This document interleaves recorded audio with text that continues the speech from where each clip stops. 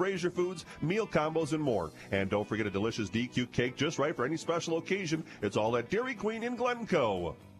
Dale Cookton here for Gutter Helmet, the #1 gutter protection system in the world. Couple your gutter helmet with the Glencoe Fascia gutter system and Basement Technologies waterproofing for complete protection.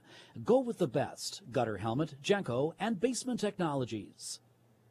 Get name brand flooring and window treatments direct from the mill to you with Bergman Interiors. They're the decorating store at your door. They've got you covered. Bergman Interiors in Glencoe, Hutchinson, and Waconia.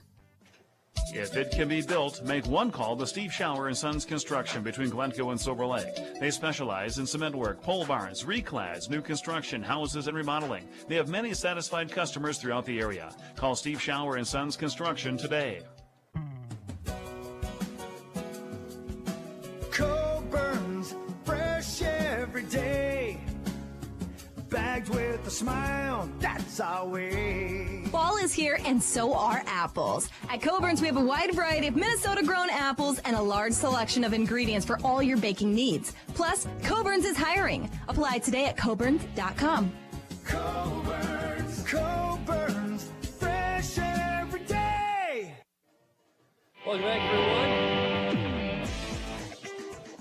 Welcome back, everyone, to Stevens Seminary Stadium here in Glencoe as we get ready for this East Central South Division matchup between the Chargers of Dassel-Cokato and the Panthers of GSL. It's now time for your Keys to the Game, brought to you by Coburn's. This is the part of the pregame where I just turn it, hand it off to my good old pal, my buddy, my friend, Adam Dahman. Take it away with the Coburn's Keys to the Game. All right, so key one for tonight's game.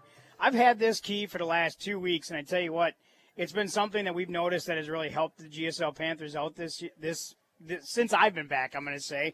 And it's something that I think is actually something that really gets their momentum going as a team. So key one for tonight's game is put the first points on the board.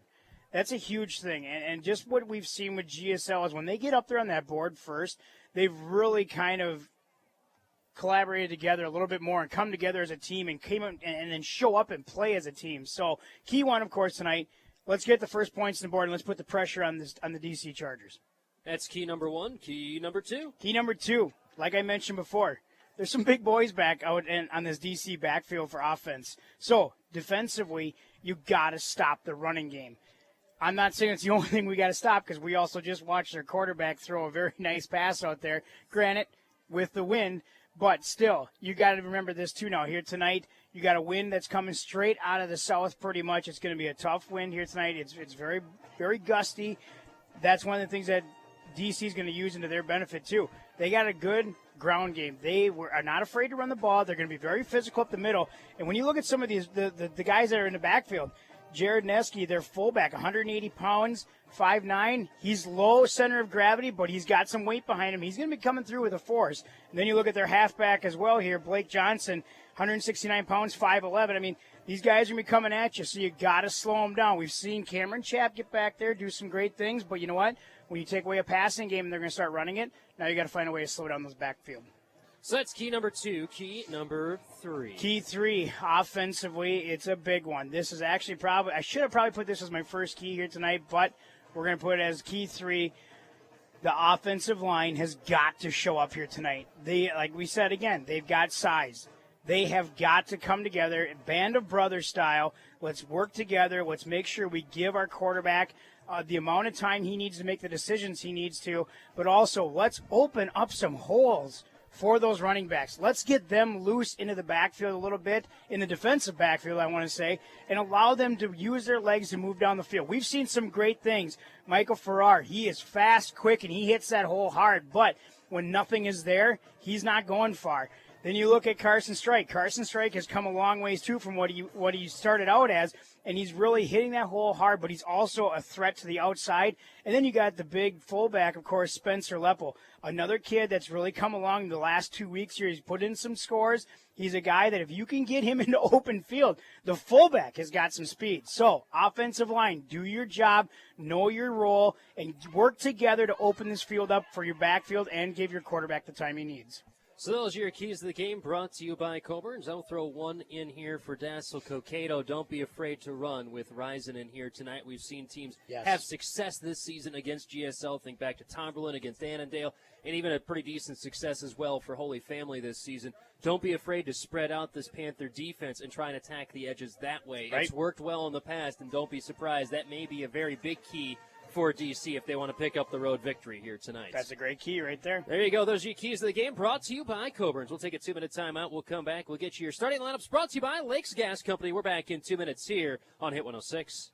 Outrageously great food makes sure you stop at Unhinged Pizza in Glencoe. Stop by for their always good pizzas, crazy good chicken, salad bar, and more.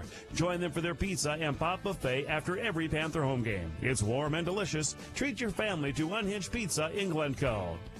With the service you get from State Farm, you might think their car insurance costs more. But with discounts up to 40%, you may find it even costs less. Call State Farm agent Larry Anderson in Glencoe at 320-864-5515 today.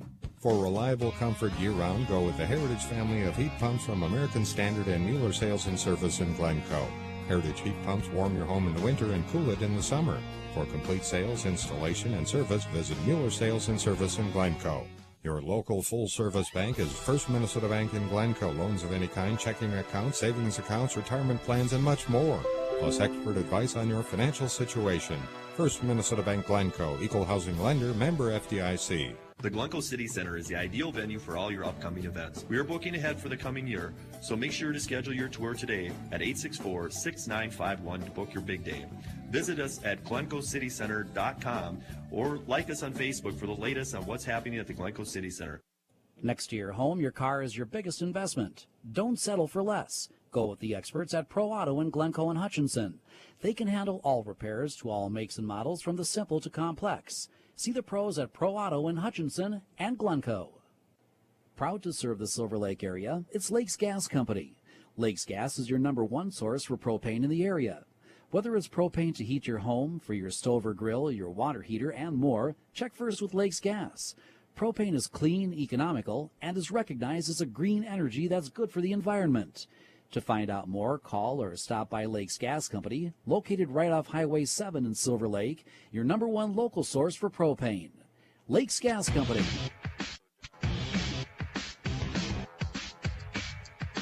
Welcome back, everyone, to Stevens Seminary Stadium Senior Night. Also a Tackle Cancer Night tonight as well, so they had the bins out for a lot of people to put money in. Of course, trying to tackle cancer, always something that affects everybody everywhere. It's now time for your starting lineups, brought to you by Lakes Gas Company. All right, everyone, let's turn it on over to the wordsmith. Oh, here we go. All right, your starting lineup for the visitors, the Dassel-Cokato Chargers, here tonight. Starting at wide receiver, #1, Carter Nelson. At quarterback, #7, Paul Rosanen. #8, wide receiver, Craig Hadia. Got that one right. You like that? You got it. #26 at halfback, Blake Johnson. At fullback, #42 tonight, Jared Niska. At tight end, #46, Cy Flick. At right tackle, #62, Peyton Dusky. At left tackle, #63, Jareth Horneman.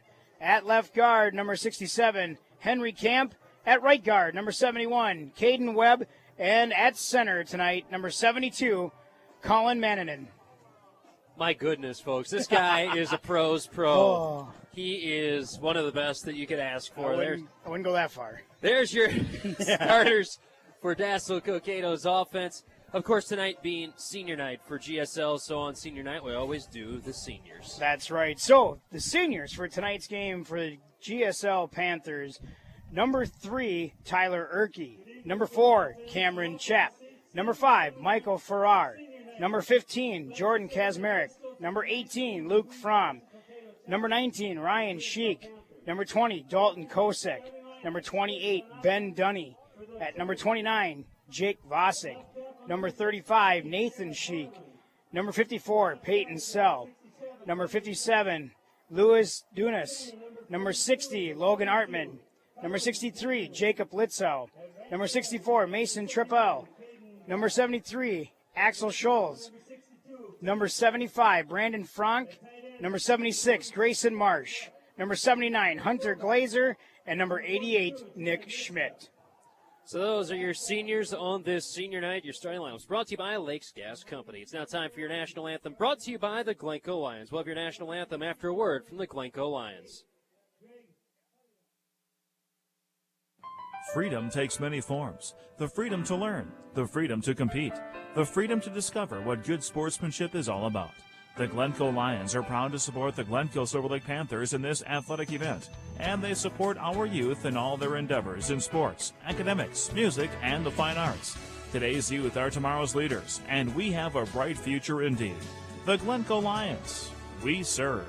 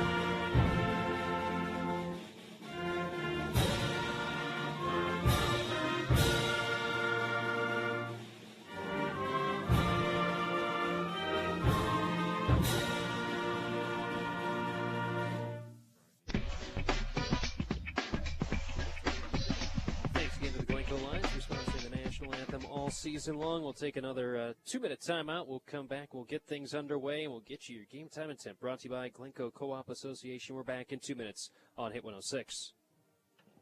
Low prices and great selection are what you'll find every day at Coborn Superstore.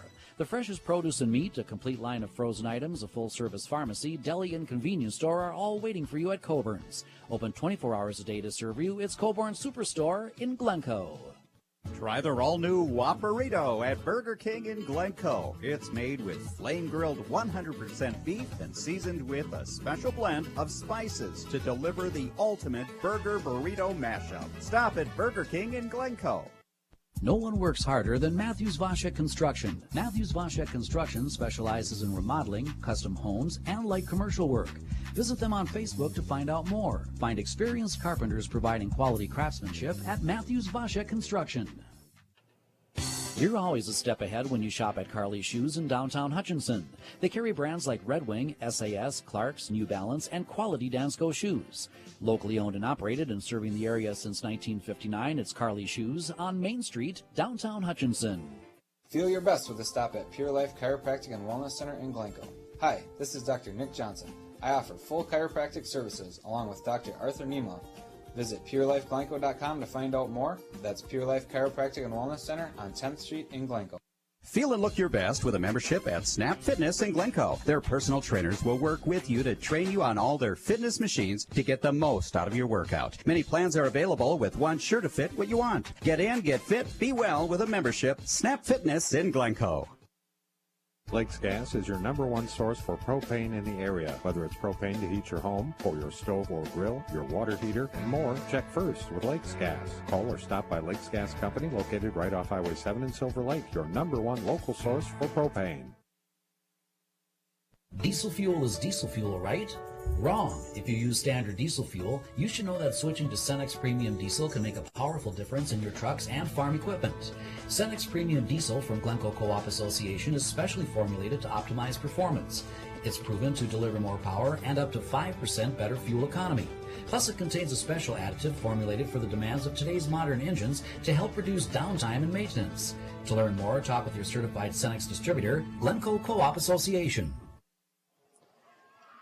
Game is underway. Kickoff is up and away. Caught by Hadia back at the 8, taken forward across the 20 and knocked down at the 20.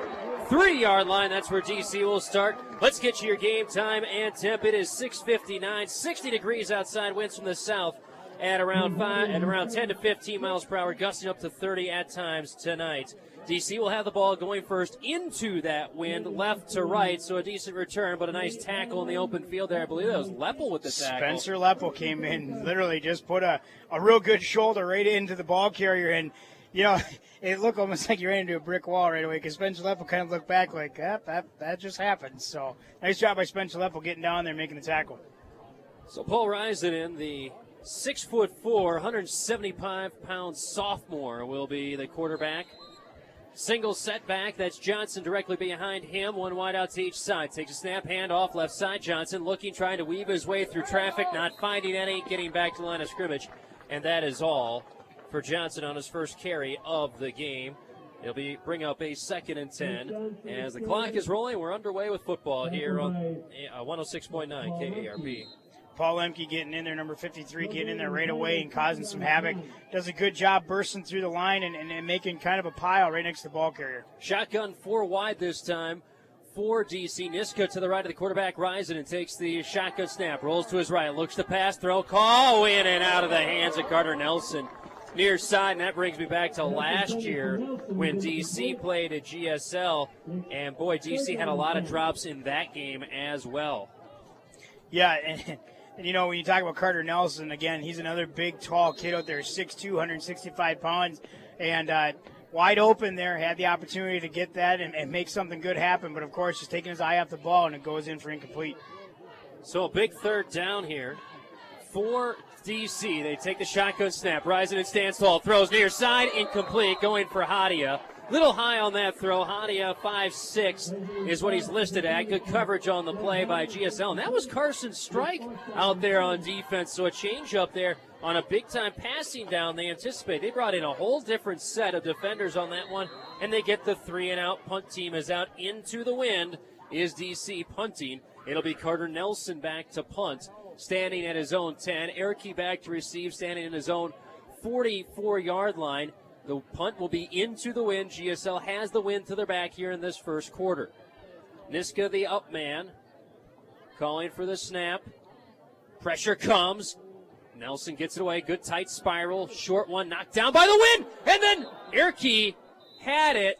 Popped off his fingertips as that one died in the last couple of steps, but able to fall back on top of it. 1st and 10 at midfield for DC with 11:10 left to go.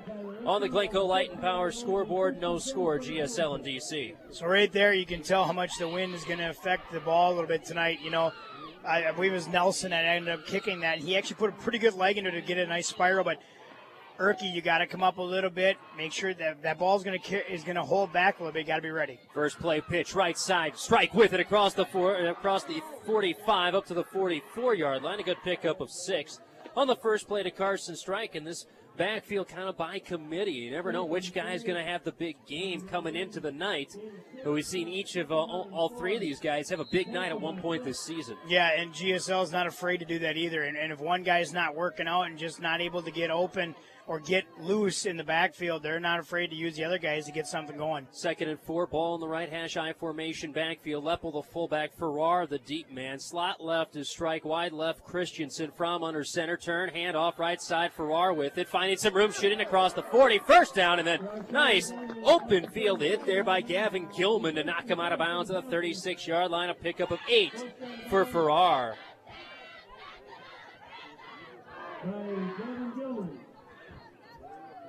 Full moon, harvest moon out there. We thank you for joining us. I know a lot of you listening out there in the combines on this Friday night. You'll probably be listening to us again on Wednesday night as well. So we appreciate you listening wherever you may be on this Friday night.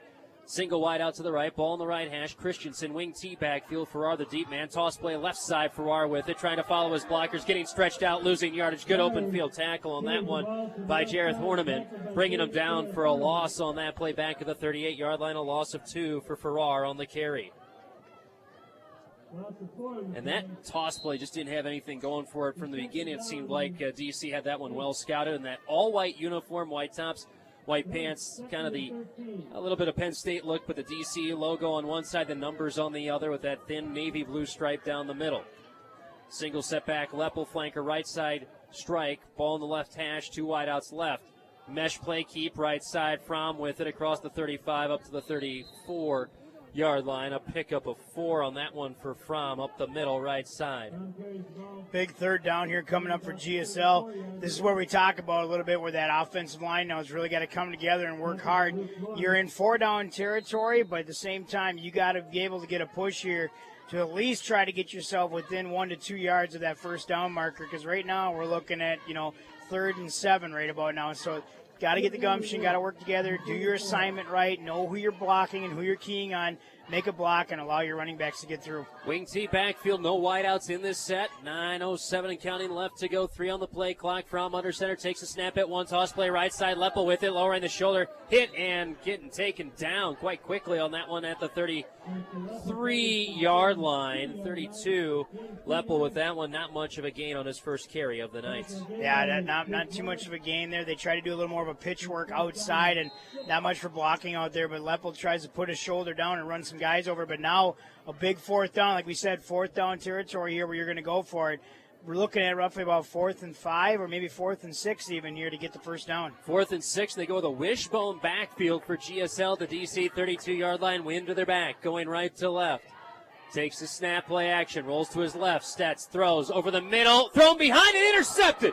Picked off and taken to the 25, cutting it to the near side, then brought down there. Great interception on that one, thrown behind the intended receiver as Brody Schmidt with the INT, just the 3rd one thrown this season by Luke Fromm. And right there, it just looked as if Luke Fromm, tried to rush things a little bit. He had 2 main targets other that he's looking at, and I believe it was Kantak as well as it was going to be Christensen, who he tried to go to. I believe Kantak, if that's who it was down low, was actually a little more open, but is he at the first down marker? Hard to tell right there. So 1st and 10 at their own 29-yard line. So that interception actually cost them a little bit of field position. Handoff, Johnson up the middle, trying to, one guy away from being able to break that one free. Gets across the 30, up to the 33-yard line on a pickup of 4 on the carry for Blake Johnson. Clock rolling. Thanks for joining us here on 106.9 KARP. Adam Bartles, Adam Diamond from Stevens Seminary Stadium. Senior night. Say that 5 times fast for GSL. They go shotgun 4 wide this time. Does Dassel-Cokato, 2 to each side. Ball on the right hash. Running back Niska to the left of the quarterback. Rising and stands in the shotgun. Takes a snap. Quick option left side with it. Niska with a lot of room out there. Lowers the shoulder. Carries a little bit of a boom there. Gets it across the 40 to the 41-yard line for a first down. A pickup of 8 on that play. Boy, that option play had a lot of room for Niska. Yeah, a lot of room there, and you could tell with those wideouts that they put out, they do a good job of running out the backfield defenders. That's where GSL's got to try to stay home a little bit. DN's got to make sure you're coming across, try to take that away, even though it's an option. Take away that first option of the quarterback keeping it. Pro set backfield, ball in the left hash, 2 wideouts wide outside the hash marks to the right. Ball in the left hash, going to hand off, little trap play up the middle, left side with it. Johnson continuing to push his legs and get a nice push from the offensive lineman to get himself up to the 45-yard line. A pickup of 4 for Johnson on the carry. So defense for GSL stopped DC 3 and out. Offense moved it a little bit before turning it over on the interception on a 4th down play, and now the offense rolling for DC. This is a team that only averages 16.5 points per game on the season. 2 wideouts wide to the right. Hadia slot right, wide right is Nelson. I formation toss, left side with it. Johnson looking for some room, finds a lane, cuts it across the 45 up to midfield, close to a first down. He actually fell forward across the GSL 48-yard line and a first down on a pickup of 7. Defense here now got to come together. Linebackers here, with them splitting out everything, trying to widen out that field a little bit for their running backs. You got to find a way to try to make sure you're staying home a little bit. It's a tough task, though, because you can't get burnt either if they're going to start running some passing routes. So got to find a way to slow down these running backs right now. Single set running back, wide out to each side. Nelson right, Hadia left, hand off, no bootleg, roll right, looking, swing pass. Niska catches it in the open field, across to the 40, to the 35, to the 20, and down to the 28-yard line. Niska, the fullback, showing those nimble hands to make the play, and a pickup of 20. Yeah, you can, like we mentioned before, in one of the keys, we talked about this backfield being fast, big, and aggressive. And that shows right there, Niska is able to get that ball on a nice little flat, a nice little pattern out into the flats, gets the pass, turns upfield right away, turns the burners on. He's quick, and he's not afraid to hit somebody, and show it right there. 1st and 10 at the GSL 28-yard line, going left to right into that win. 6 minutes left to go on the Glencoe Light and Power scoreboard here in the first quarter. Tight end set up right side. They'll hand off, going right side with it. Johnson breaking through an ankle tackle, breaks through an arm tackle, and then he's wrapped up by the ankles again. Shower finally able to bring him down at the 11-yard line. A pickup of 17 for Johnson, and boy, this offense for DC is humming all of a sudden here, Adam. And look at Blake Johnson here. I mean, this is no guy to be reckoning with here. He's number 26 out here tonight, 169 pounds, 5'11", and he's a sophomore, folks. So they're going to have him at DC for quite some time, and it looks like he's going to be a good player. He can get some high stepping going, which he did right there to break some of those big tackles, and now DC's threatening to get into that end zone. 1st and 10 at the GSL 11-yard line. Ball on the right hash. They send 2 wideouts wide to the left. Snap, toss, right side with it. Johnson looking, cut back lane, breaks an arm tackle, and up to the 5-yard line before he's brought down. A pickup of 6 on that one for Johnson. But that was a nice little one-cut play for Johnson as well, going out to his right side. Bigger bodies being brought in. Goal line set right now, so now Peyton Sell coming into the game. Frank out there as well for GSL. 2nd and 4 from the GSL 5-yard line. 5 minutes and counting left to go. Opening quarter. Thanks for joining us on Hit 106 KARP. 2 wideouts wide to the left. I formation. Niska the fullback. Deep man is Johnson. They'll hand it off. Johnson trying to hurdle through the line. Got a yard or two and then got hit midair. He kind of got pinned up there, up to the 3.5-yard line. Pick up a 1 is what I'll call it, but that's a little dangerous to be hurtling from that far out, Adam. When you see a guy, though, that's going to come in and do that, you can tell he's not living with much fear out there on this football field. And, yeah, like you said, it's a little far out to be doing some hurdling, but tell you what, he almost was able to get through there. He had one guy to really beat to get through that hole, and GSL does a good job to actually bring him down right away. Bring Luke Morris into the backfield, does DC. Wishbone backfield. They hand it off to him, going right side, spinning, twirling, sticking the left arm out. It's going to be shy, but it will be a first down as number 52, Luke Morris, with the carry. On that one, Morris, a 5'9", 175-pound senior. Pickup of 3 on that one and gets a first down, so now it's 1st and goal for DC at the GSL half-yard line. Gavin Gilman's out there as well. Fullback is still Niska. Morris and Gilman, the deep men, in this wishbone backfield, rising under center. 1st and goal from the GSL 1. Turn, handoff right side. Morris found a lane and shot through and into the end zone for a touchdown. And just like that, DC scores first and takes the early 6-0 lead with 3:42 left to go. First quarter. Like we said early in this game, DC not afraid to be physical, aggressive, and run that ball down the field, and show it right there. A couple of passing plays just to get him a little bit more field advantages down the field, but still using their big running backs in the backfield and making some things happen here.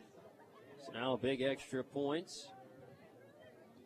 Snap is low, able to get it on the tee. Pressure coming. Kick is up. A nice end-over-end kick, and it is good. 7-0 the lead in favor of DC with 3:42 left to go. First quarter, you're listening to East Central Football on KARP. When you do maintenance on your home, it's a long-term decision. Give Pro Creek Concrete and Masonry a call. They specialize in block work, poured walls, decorative work, stone work, driveways, patios, and much more. Call 952-994-5272 to find out more. Pro Creek Concrete and Masonry. If you've always wanted to own the very best of something, visit your local John Deere dealer, Midwest Machinery Company of Glencoe, Stewart, and Howard Lake. John Deere quality lives in everything they build. Don't put off that dream of owning the best. Capture it during deer season at your local John Deere dealer, Midwest Machinery Company of Glencoe, Stewart, and Howard Lake. Nine-play drive that goes 71 yards for Dassel-Cokato, ends with a Morris touchdown, extra point up and good from Asplin, and just like that, we have ourselves a 7-0 lead in favor of DC, a drive that took over 4.5 minutes off the clock, and now the Panthers have to try and respond, and they got their wind to their back for another 3:42 in this first half. first quarter, I should say. Kickoff by Morris is into the wind, a good one. Backs up strike, catches it at the 15, takes along the numbers, far side, 20, 25 to the 30. To the 35 is where he's hemmed out of bounds, and that's where GSL will start their next drive. 1st and 10 at their own 35. Pretty good kickoff, especially considering that strong southerly wind that one was being kicked into. Yeah, we've seen a punt now from them and the kickoff, and both of them into the wind. And I tell you, they got some guys there that got a leg on them that can get it into that wind a little bit and put some power underneath it. And like we said, another great kick there by DC. They're not afraid to push it down. So Panther football going right to left. 2 wideouts left, Farrar left. Wide left is Christensen, ball in the right hash. Leppo, the deep man, in the eye. In the single setback mesh play, pull it out the gut and hopping away from a couple of tacklers that would have brought him down for a loss. Instead, getting 6 on that one is Luke Fromm. And boy, he had to dip, duck, and dodge on a couple of those guys. Yeah, little dodgeball reference there. No, definitely a great job by Luke Fromm making a read. Spencer Leppo is his read, is pretty much his mesh point in the read, and pulls it out, does a great job. And like you said, does a little dipping and dodging right there, makes some good yardage there for a nice second down. So it'll be 2nd and 4 for GSL. 2 wideouts left, strike slot left. They're going to hand it off right side. Farrar with it. Met in the backfield. Dives forward. Gets a pickup. No, they're going to say the knee was down at the line of scrimmage. So no gain for Farrar on that play. Official from that far sideline was pointing to the spot saying the knee was down, so no gain. And that brings up now a 3rd and 3-ish, 3rd and 4 for GSL as the clock rolling. 2:33 and counting left to go. Opening quarter, 7-0 DC leading on the Glencoe Light and Power scoreboard. Yeah, GSL's got to find a way here to move this ball a little bit. Unfortunate there that you have a knee that goes down, and just, it's the way it goes. But now you got to find a way to move that ball. Offensive line, it starts with you. Shotgun running back on each side of the quarterback from single wide out. His strike to the left. They're going to hand it off right side. Up the gut with it. Farrar's got the first down. Up to midfield. Ball's loose, and it's recovered by DC.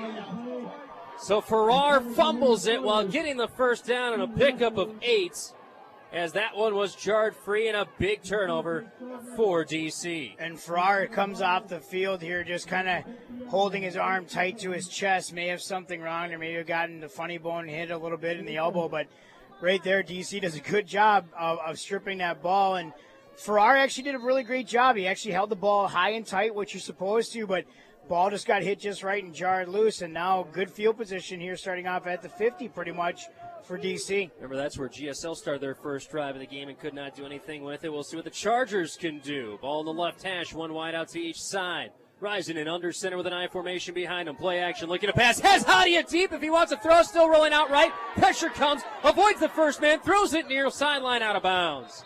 Oh, he had Hadia on the break. His defender was well behind him. Had Rising seen that, he could have lobbed it up. But even though it was into the wind, he had a man there, but ends up being incomplete near side. Yeah, Hadia was wide open. I mean, that right there, you gotta find a way to make sure that's not going to happen. And of course, that's Taylor Shower back there. You got to find a way to make that play. You got to stop him, slow him down, because Hadia is a quick receiver, I should say, and he will hurt you. Shotgun 4 wide, 2 to the right, 2 to the left. Ball in the left hash. Niska, the single setback, kind of a pistol formation. Option right side, keep rising, and this time fake the pitch. Goes up the middle to the 40, to the near sideline. Stutter step to the 35, breaks the tackle, and then finally brought down by a slew of Panthers at the 32-yard line. And for the first time, we see rising and run, and he picks up 18 on the QB keep. He faked the pitch, and he was hit as he was doing that fake pitch, and still able to make 18 yards out of it. He's a big boy, and I tell you what, he sold that fake well. And I'm not trying to throw out a stereotype or compare him to whoever, but he had that Cam Newton look to him, just how he was kind of driving over the top of some of these defenders and getting loose into that defensive backfield. That's a good run right there. I formation backfield. Johnson dots the I. Niska, the fullback, 2 wideouts. Way left. They're going to hand it off up the middle. Johnson with it, continuing to push forward, getting a little help from his offensive lineman as well across the 30 to the 28-yard line. Pickup of 5 on that play for Johnson, and that's something seeing these DC offensive linemen trying to help out even when their running back gets stopped. They're trying to help them pick up maybe an extra yard or two at the end of the play. Yeah, they're seeing that their running back is getting held up a little bit, and they're not afraid to try to get behind him, even just to get him that extra yard by falling forward instead of backwards. So, that's something maybe GSL looks at and says, hey, look what they're doing to get that extra yard, something that we should take note of. Two wideouts, wide left. Single set back is Johnson. Niska flanker left side of the line. Going to do a trap play up the middle. Johnson slipped on the grass and falls forward. Wrapped up by Chap. Got a piece of him. Brought him down at the 36-yard line. Check that 26-yard line. Pick up a 2 for Johnson. Fortunate there for GSL that he ended up slipping because they didn't have many guys on this side of the field that he was running to. So good job by Chap getting in there right away to get the initial contact and bring him down. And big third down coming up for DC where GSL's got to find a way to slow him down here because they are in 4-down territory. Brody Schmidt checks in. Cy Flick checks out. Two wideouts each side. Two to the right are the main ones, Nelson and Hadia. Ooh, almost looked like a false start. They're going to keep pitch play left side and getting hit. Driven back is Risenden, and then the pile gets stopped this time at the 25-yard line. I thought there was a false start on the near side with either Hadia or with Nelson, and Coach Shimperly tried to share that with the near judge as well.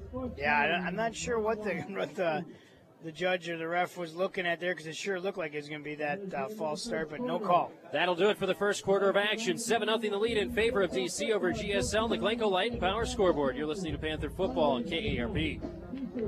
Strateski Trucking features general freight hauling with daily delivery to and from the Twin Cities and the surrounding areas. Call Kyle Rosiniak at 320-212-9265. Family owned and operated since 1946, it's Strateski Trucking in Silver Lake. Mumford Sanitation has been providing professional garbage and refuse removal and hauling services for their surrounding area since 1925. They offer roll-off containers for construction and cleanup, and they provide residential, commercial, industrial, rural, and residential service. Visit MumfordSanitation.com. Save money through energy efficiency and energy conservation rebates. Visit the Glencoe Light and Power Commission website at GlencoeLightandPower.com to get started. Proud to serve you and to support our local schools and students, it's the Glencoe Light and Power Commission, a leader in renewable energy and energy conservation. For over 90 years, Harpo Brothers Chevrolet and Buick in Glencoe has worked hard to provide the area with high-quality vehicles at affordable prices. View their entire new and pre-owned inventory online at HarpoBrothers.com. Your dealer by choice for generations, it's Harpo Brothers Chevrolet and Buick in Glencoe. Bum's Family Restaurant in Glencoe offers daily breakfast, lunch, and dinner specials. And don't forget about their famous beef commercial, rated the best beef commercial in the state by WCCO TV. Bum's Family Restaurant in Glencoe, where made from scratch is their recipe. 4th and 2 for DC. 25-yard line. Shotgun 4 wide. Risenden takes the waist-high snap, rolls to his right, looking, has any pressure. Here comes Chap. He's got him. He's got him down for the sack. Back at the 33-yard line, and GSL gets a big defensive stand, a loss of 8 on the sack. Yeah, that's huge for GSL right there, and Cameron Chap showing up here again tonight, trying to get something started for his team. And, of course, with that sack means another $20 from Pro Auto and Transmission to the Panther Booster Association for a grand total of $240. 1st and 10 at their own 34. So both teams had a try to start at midfield and didn't do anything with it. Let's see if GSL can capitalize with a power eye slanted to the right with Farrar, the deep man, from under center. Turn handoff. Farrar with it up the middle, pushing, gets it across the 35, up to the 36, 37-yard line. A pickup of 3 for Farrar on the carry. Yeah, and a power eye is something you don't always get to see out of GSL either, and something that might be just different that they placed into the playbook here tonight. Try to mess up the formation a little bit for DC, but right there, DC actually does a pretty good job there of shutting it down. Farrar getting the first carry after the fumble last time. Now they come out with a pro set backfield, flanker left side.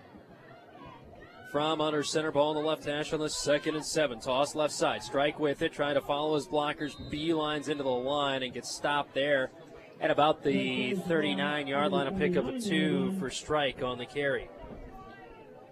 And that's one thing you talked about right away. You said that they gave the first ball to Farrar after the fumble. That's something that GSL's coaching staff has a lot of pride in and want to pass that on to these kids is, we understand it was a mistake, something happened wrong, but you know what? Let's go out there, prove to us now that you should be getting the ball the rest of the time. And they're going to give it back to him, build that kid's confidence up a little bit. And Michael Farrar did it great right there. 3rd and 5 for GSL. Shotgun, one wide out to each side. Running back on each side of the quarterback, Fromm. Fromm takes the waist-high snap. Looks, throws, near side. Christensen caught. First down. And he pushes forward to the 46-yard line. Beautiful play. Great coverage by Cameron Hansen on the play. But Christensen went up and got it.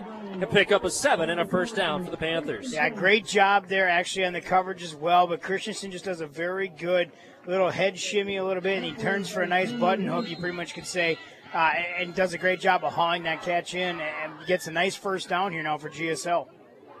GSL coming into this week had 2 guys with 14 receptions. Now we come out with a shotgun and 4 wide, 2 to each side, ball on the right hash.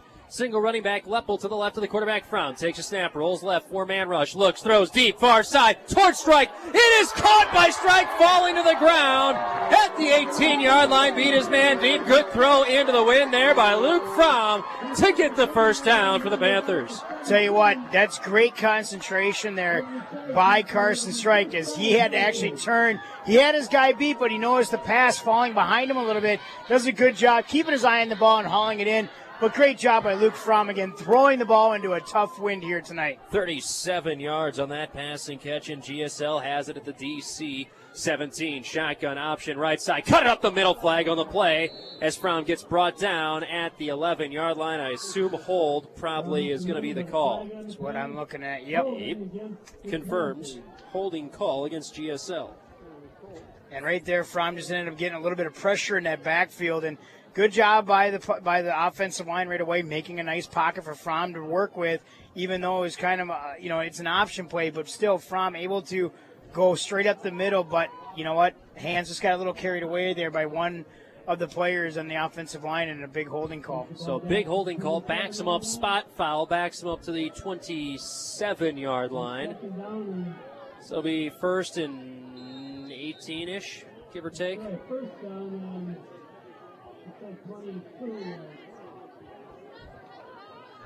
Little hazy moon out there, some clouds, definitely some wind. That's what GSL is going into right now. Shotgun 4 wide on this first, and we'll call it 18. Running back Leppel to the right of the quarterback, Fromm keep on the fake. He'll get wrapped up, spun down at the 25, 26-yard line. They'll give him a pickup of 1 on the QB keep. And you could tell right there on that play, though, that something wasn't right because when they try to do the mesh point there a little bit, trying to fake the handoff to Spencer Leppel, you could tell Luke Fromm and Spencer Leppel ended up kind of tripping into each other just with their feet.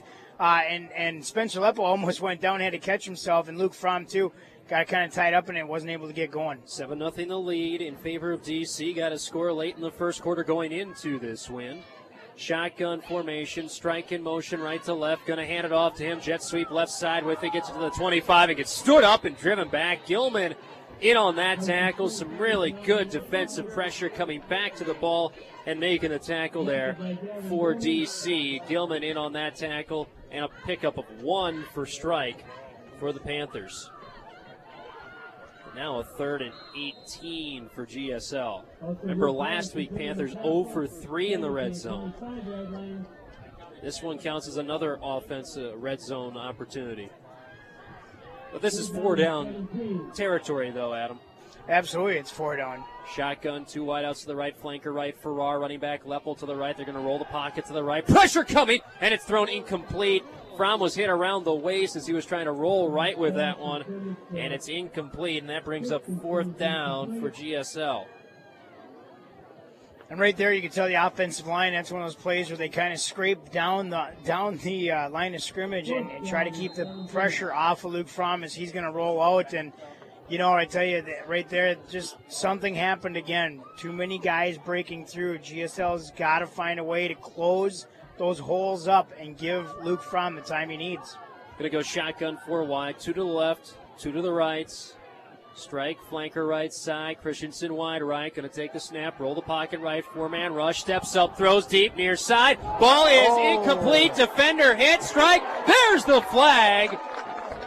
It wasn't anything intentional. It was more of an open field tackle by Hadia because I think he was tripping as that ball was thrown behind him, and he ends up tackling strike. And since it is high school, it's not an automatic first down with that pass interference call. Yeah, and like you said, nothing intentionally done there, but just locking feet with each other and tripping over one another. And, of course, you can't do that, though, as the ball is coming in. And especially when the wide receiver's got an opportunity there to put his hands on the ball. But that's a big thing right there, a big penalty that's going to go in the favor of GSL. Like you said, doesn't guarantee the first down, but still fourth down. It gets them a lot closer than what they were. So now it's a fourth and let's see where they spotted here. They spotted it at the 12. So it should be fourth and 5, 6. They got to get to the 6.5. 7. Where is that marker over there? About the 7 or 8. 8. Probably the 8. They're at the 12, so 4th and 4, we'll call it. For GSL. Call it 4th and 5. Shotgun, they're going to go 4 wide, 2 to the right, flanker right side, and 1 to the left is Kantak.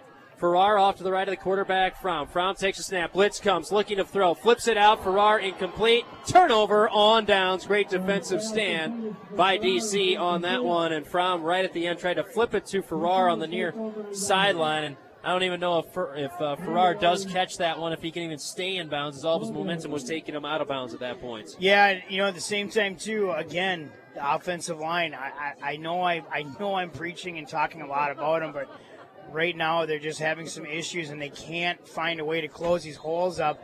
And right there is a perfect example of, once again, we're not talking about guys even coming around the line. It's guys coming through the line. We got to find a way to stop that. 1st and 10 at their own 13, going right to left across your radio dial. Shotgun 4 wide for DC. Rising and takes the head high snap, looks, throws near side, incomplete, low throw. Brody Schmidt unable to handle it on that pass. And there's a defender that actually flashed in front of Schmidt before Schmidt finished that little in cut because he was trying to cover the guy doing the out route. Yeah, and you know what? I tell you what, fortunate enough, though, that the pass was low because there was a little bit of a fault in the GSL's coverage right there, but you had Jordan Kazmarek, number 15, coming across, like you said, flashing in front of him a little bit there. Shotgun 4 wide. Niska, the only running back off to the right of the quarterback, Rising. The tall 6'4" sophomore righty takes the waist high snap, looks left, stares left, pumps. Now he rolls to his right, pressure coming. Chap had a hand on him. He whoops away from him. Still rolling far sideline, takes a hit as he throws it out of bounds, incomplete. On that one, good pressure. Jake Vosick put the final hit on him on that one for GSL. Check that, Ben Dunny. Yeah, the guy that put the hit on him. And Ben Dunny, too. I don't know if something happened when he came down a little bit, but remember last week he ended up kind of hurting his ankle. Or that's 2 weeks ago, I want to say. No, that was last week. Was it last week? Okay, he hurt his ankle a little bit. He came up limping here a little bit again, and I think maybe just kind of fell on it a little bit differently, and you can tell it's going to bother him a bit, but seeing what we've seen already, he's a tough kid, and he's going to get back out there right away and keep playing. 3rd and 10 for DC at their own 13-yard line. Wind is to their back. Shotgun 4 wide, 2 wideouts each side. Running back Niska to the right of the quarterback, Rising once again. A 4-man rush by GSL, making a 3-man rush. Rising and throw near sideline. Ball's caught. Johnson first down to the 30-yard line. 4 Panthers surround him, but he gets the completion and gets the 17-yard pickup for a first down. Right there, DC just doing a good job finding that opening within the coverage and getting the ball out there. And I tell you, Rosin is just he's very graceful out there, but that comes with that height that he's got too, because he can stand over top of some of these guys and really look down the field, and he's got a good arm behind that ball. Gonna go pro set backfield, 2 wideouts to the right, Rising in under center, ball on the left hash, 1st and 10 from their own 30, gonna roll to his right, looking to pass, has time, step, throw, deep towards Hadia, near side, ball is overthrown, bumping, no call. Bosick had turned himself back towards the ball. Kind of worked as a pick almost to a certain extent on Hadia on that one. No pass interference and another incompletion for Rising. Yeah, like you said, he kind of turned himself into it. And I tell you, Vossi did a good job of getting behind the receiver there, not allowing him to get down the field, because once again, Rosin does a good job of airing that ball out, but Hadia just not able to break through that coverage of Vossi. Schmidt single wide out to the left, 2 wideouts to the right with a shotgun formation, make it 4 wideouts, 2 to the left, 2 to the right, ball in the left hash. Niska, the single running back, 5 down linemen for GSL. They're going to hand it off to Niska, trying to bounce it left side. Good backside pressure, bringing them down at the 33-yard line. A pickup, maybe 32, pick up a 2 for Niska on just his second carry of the game. 7:04 and counting left to go on the Glencoe Light and Power scoreboard. DC leading 7-0 over GSL. Update from Victoria, 7-0 after 1 quarter in favor of Hutchinson over Holy Family. Listen to that on AM 1260 KDUZ. 2 wideouts right, 2 wideouts left for DC. Niska, the single running back to the right of the quarterback. Rising 4 down linemen for GSL. Rising takes the waist-high snap, rolls, stands, tall, throw, over the middle, intercepted by the Panthers. Taking it is Kyle Christensen to the far sideline, to the 44, where he's run out of bounds. And that special defensive package pays off for GSL as they get the interception with Kyle Christensen on the pick. And when we're talking about this special package, we're looking at some of these guys out there right away, and it's Luke Fromm. It's Kyle Christensen. It's, Carson Strike. We saw him out there before. So they bring in a couple of these other guys that maybe have a little bit better hands, that when they need this big interception or something like that, or just down the field coverage, they're going to bring in this different package. 1st and 10 at the DC 42-yard line. Can the Panthers capitalize on the turnover? Pro set backfield for GSL. They'll hand it off. Right side with it. Farrar following his blockers. Hand on the hip. Sidesteps one tackler. Gets across the 40 to the 39 before he's brought down. A pickup of 3. Yeah, and Farrar right there trying to follow his blocker there, which is Peyton Sell. And Peyton Sell just had 2 guys that he was trying to drive back for Farrar so he could get going, and as he pulled in front of him, but just couldn't quite handle them both. But I tell you what, they do get a little bit of a gain, which is good for GSL. 2nd and 7, ball on the right hash of the DC for a 39-yard line. GSL going into that stiff, about 10 to 15 mile per hour wind. Shotgun with a single wide out to the left is Strike, running back on each side of the quarterback. They'll hand it off up the middle. Farrar with it, gets wrapped up at the line of scrimmage, and he's brought down for a loss of 1. Make it 2 on the play on that one to Farrar.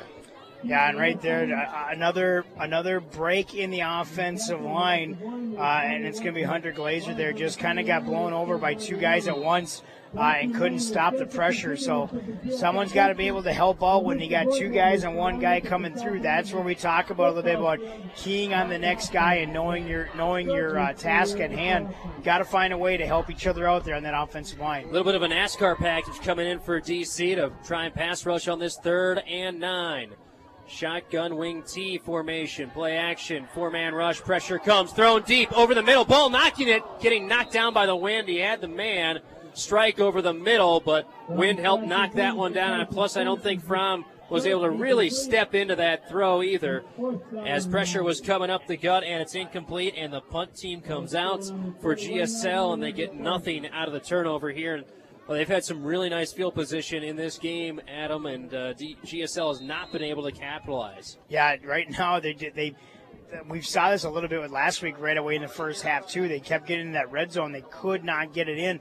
Right here again, too, we're finding them with great field position, but just one thing goes wrong to screw it up for them, and they're not able to capitalize. Chapped a punt from midfield. It's a sidewinder off the side of his foot, goes inside the 20, rolls inside the 10, down to the 9-yard line, and that's where DC will take over 1st and 10 at their own 9. So we'll see if GSL can kind of use that magic from last week, pinning a team deep and trying to play some tough, hard-nosed defense. 1st and 10 at their own 9 with 4:56 left to go in the first half. 7-0 the lead in favor of DC on the Glencoe Light and Power scoreboard. You know, we talk a little bit about why possibly that they're bringing in this extra package or this other package for the defensive backs for GSL, but you got a couple of guys, Taylor Shower out there. He's got a little bit of a bum hand, too, where it's hard for him to hold on to the ball when it's coming to him. So maybe that's another reason why, too, just to get some more extra hands out there. And off up the middle with it. Johnson across the 10 up to the 15-yard line. A pickup of 5. And he's getting some really nice holes to run through here, Adam. That's got to be concerning for defensive coordinator Dave Dozy. Yeah, absolutely. And you know what? Once again, lo and behold, who would have thought Dave Dozy being very animated here tonight, making sure that he's trying to get his point through. And, at halftime, they're going to go in, they're going to make the adjustments that they need, and the mastermind Dave Dozy with head coach Scott Chimpley, they're going to devise a plan to get through that. But the defensive line's got to find a way to stay low so that offensive line can't push you off. Two wideouts wide to the left, ball on the right hash, rising in, 5-step drop, looking, rolling, pressure coming, throws it deep near side, has Judson just overthrown. Good coverage on the play, trying to cover him coming out of the backfield there was GSL's number 20, Dalton Kosek, trying to stay step for step with Johnson. That one just a little overthrown by Rising, but boy, you can just see how this team they can get things clicking offensively. This is a very dangerous team for DC. Yeah, you bet. And like we said, they got plenty of speed out there. But, it's funny, too, when sometimes when you see some of these GSL plays that go, they only have 2 targets out there. Majority of the time, you're seeing 4 to maybe even 5 targets out there for DC. Shotgun 4 wide, 2 to each side. Ball on the right hash. Rising and staring over towards the sideline. Maybe changing the call, turning his head to his left, yelling out the change. 2 wideouts right. That's Hadia and Nelson. Takes a snap, stares right, throw right, ball caught. Nelson, first down to the 25-yard line. A pickup of 10. His first reception of the game for the 6'2", 165-pound senior for DC. And right now, you can imagine what DC is going to look at doing here. They're just going to try to keep chipping away, keep working down the field, especially with 4 minutes left here on the clock. They're going to do everything they can to keep that ball in their hands, but slowly chip away until they can get into a scoring position. 2 wideouts wide left, Hadia slot left, wide left is Nelson, and boy, they got that I formation on the right side, and they got the 2 wideouts outside of the numbers on the left. I formation, backfield toss, right side. Johnson with it, trying to find a cutback lane. Gets it across the 25, up to the 27-28. A pickup of 3 for Johnson on that quick run right side. Clock rolling under 3.5 minutes left to go in the first half. 7-0 the lead in favor of DC. Wind is to their back.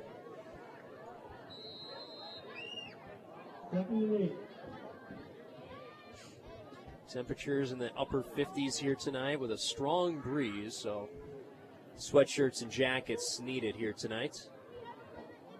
Single setback Johnson, 1 wide out each side. Play action, bootleg, roll out to the left, pressure coming, throws it back over the middle, intercepted by GSL. With it is Kutchmark across the 35, across the 30, to the 25. Kutchmark with the interception for the Panthers, and they get prime real estate with 2:53 left to go. Got to give Jordan Kaczmarek a lot of props right there. He does a great job.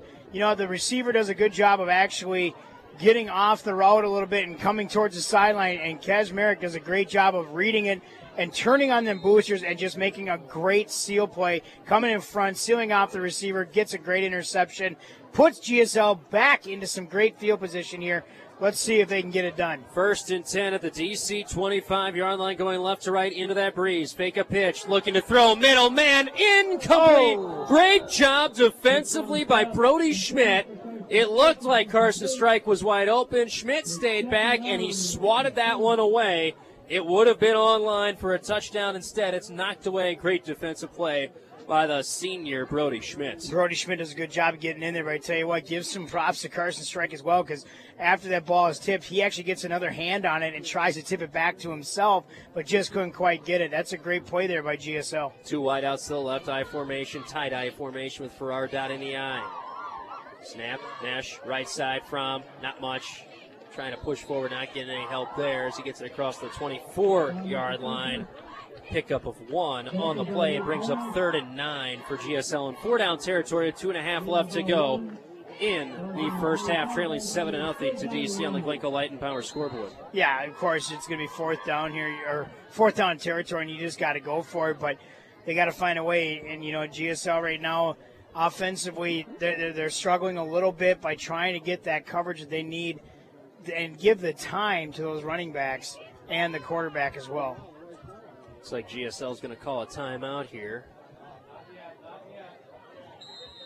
And they do so.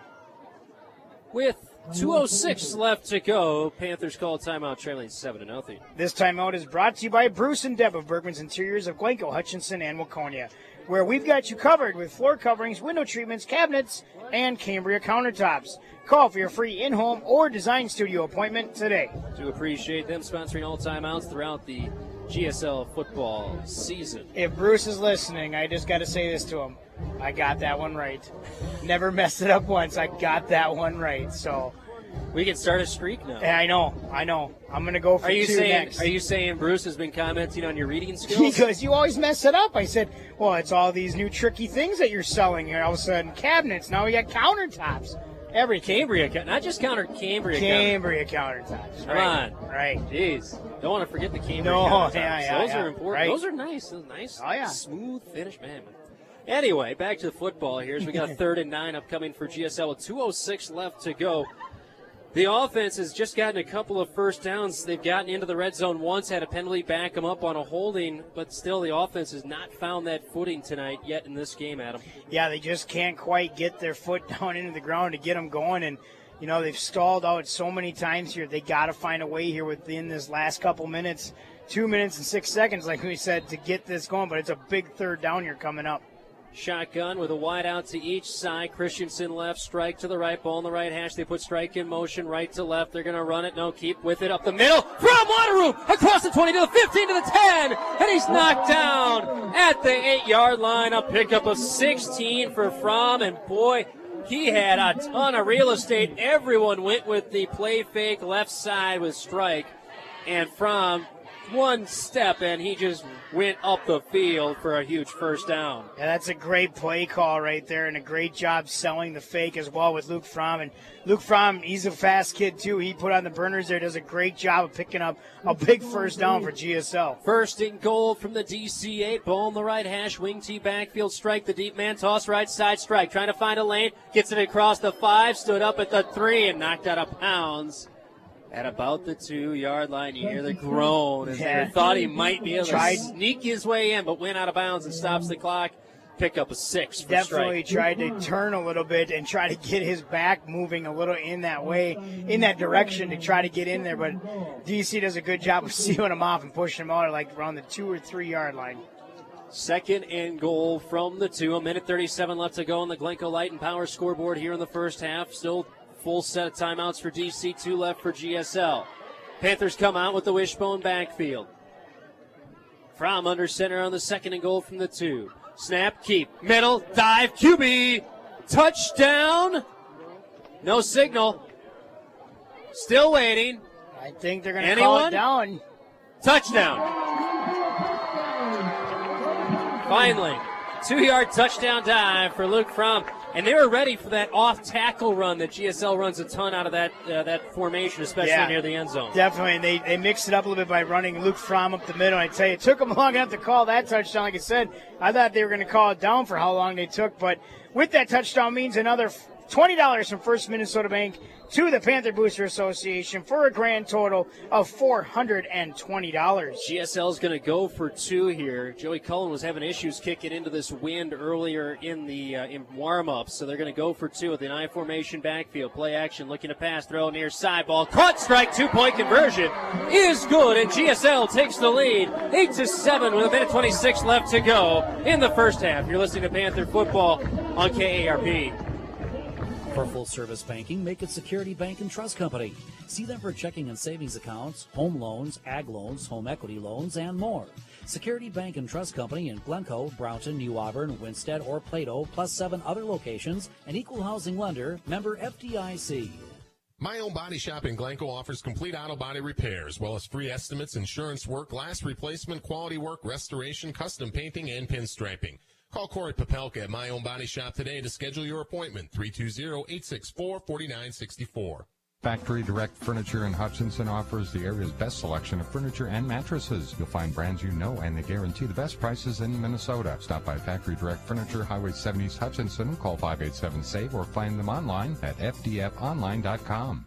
Furnace on the fritz? Count on your local Bryan dealer to do whatever it takes to bring the heat when things get chilly. Gog Sheet Metal in Hutchinson, 320-587-5886. Bryant, whatever it takes.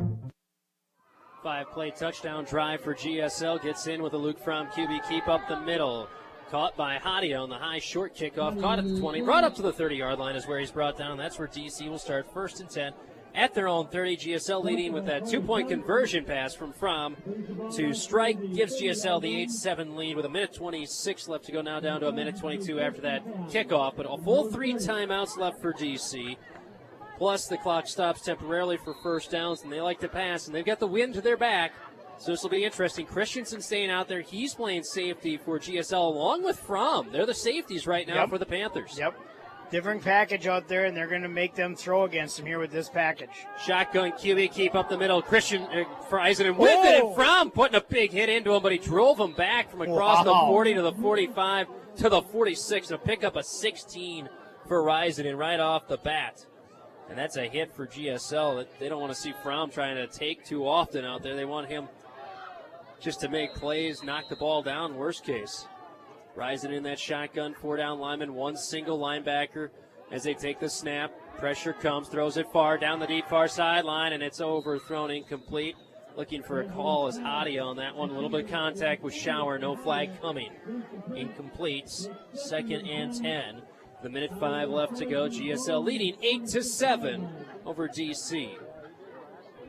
This East Central South Division matchup here on 106.9 KARP. You talked about Luke Fromm there coming in and making that big hit. I mean, he sure didn't look scared whatsoever to go in there. And, he's seen enough of that on his end, coming in and trying to hit guys to get that extra yard. Well, here, he did a pretty good job of putting a big hit there on Rosnan. Shotgun, 4 wide, 3 to the left, 1 to the right. Single running back, Niska out to the left of the quarterback. Rising in, he breaks the tackles. Rising in takes it, got tripped up. Chap got a hand on the shoelace, knocked him down. He's down at the GSL 49-yard line. A pickup of 5 on that one for Rising and clock rolling.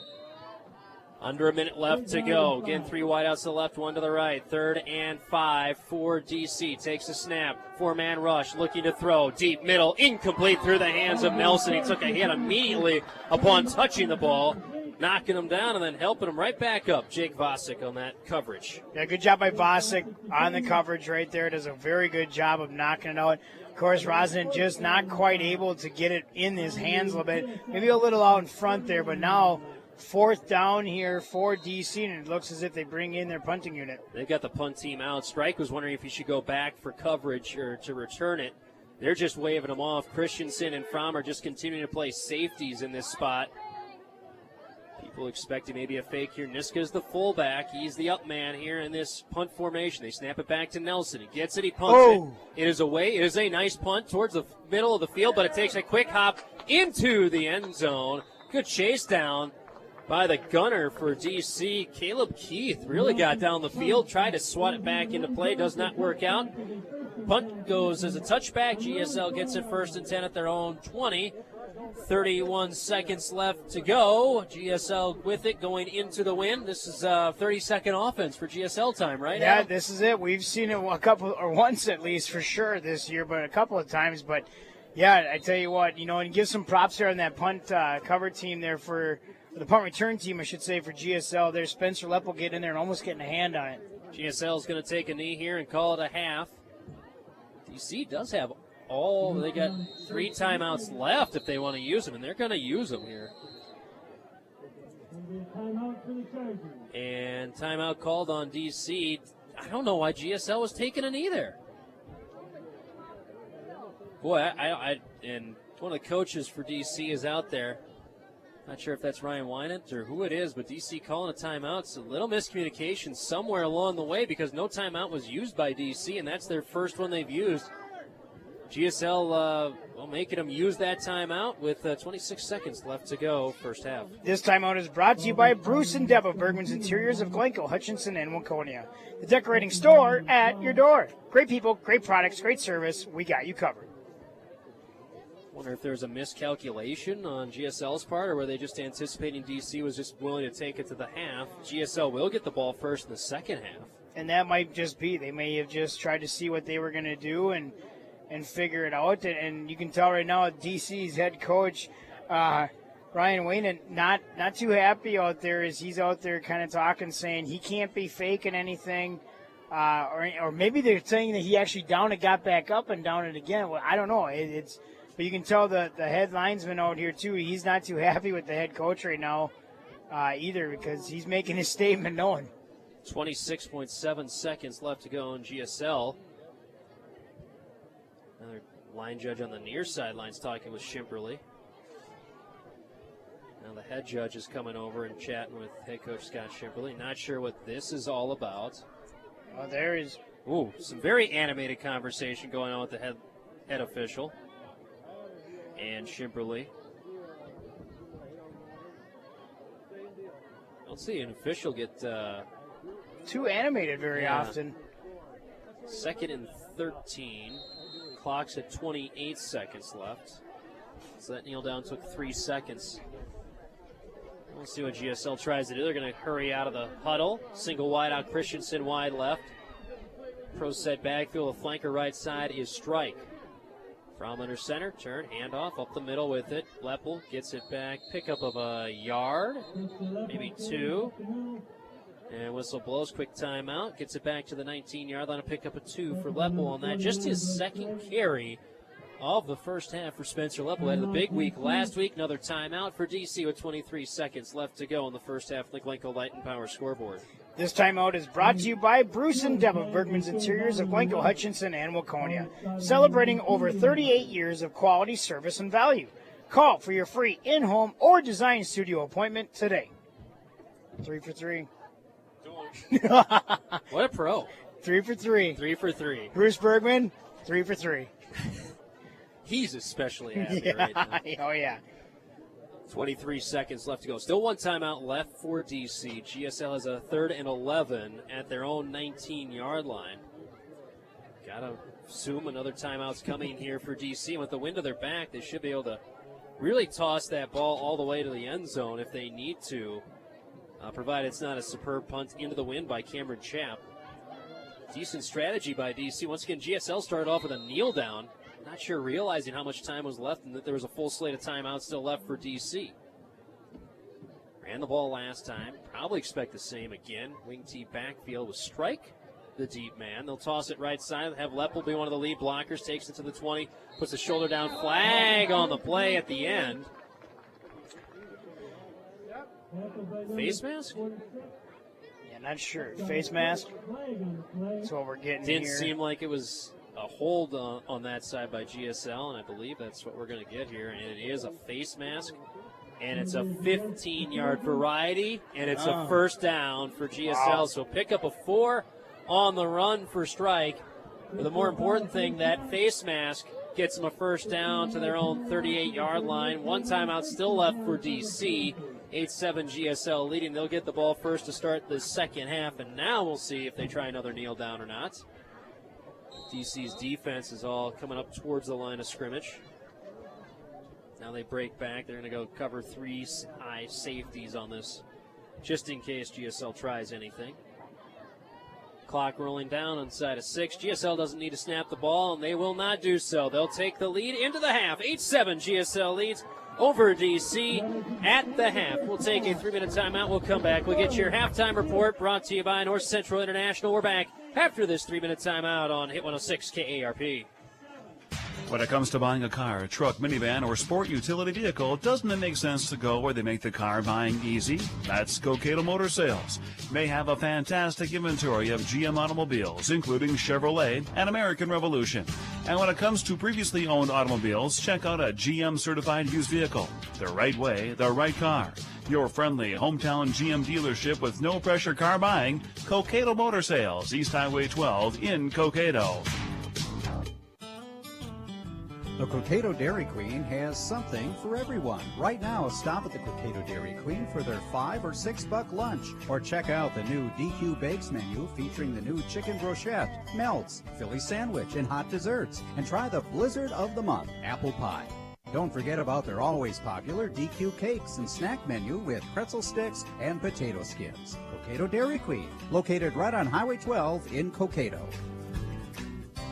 Factory Direct Furniture of Hutchinson is proud to offer the area's best selection of mattresses. At Factory Direct Furniture, they carry top brands like Serta and Mattress First. This selection guarantees that you'll always receive the most comfort, support, and the longest life for the money you spend. Stop in to Factory Direct and compare quality, comfort, and value, as they promise you will not be disappointed. Factory Direct Furniture in Hutchinson. Call 320-587-SAVE or online at fdfonline.com. Factory Direct Furniture. It's like having a friend at the factory.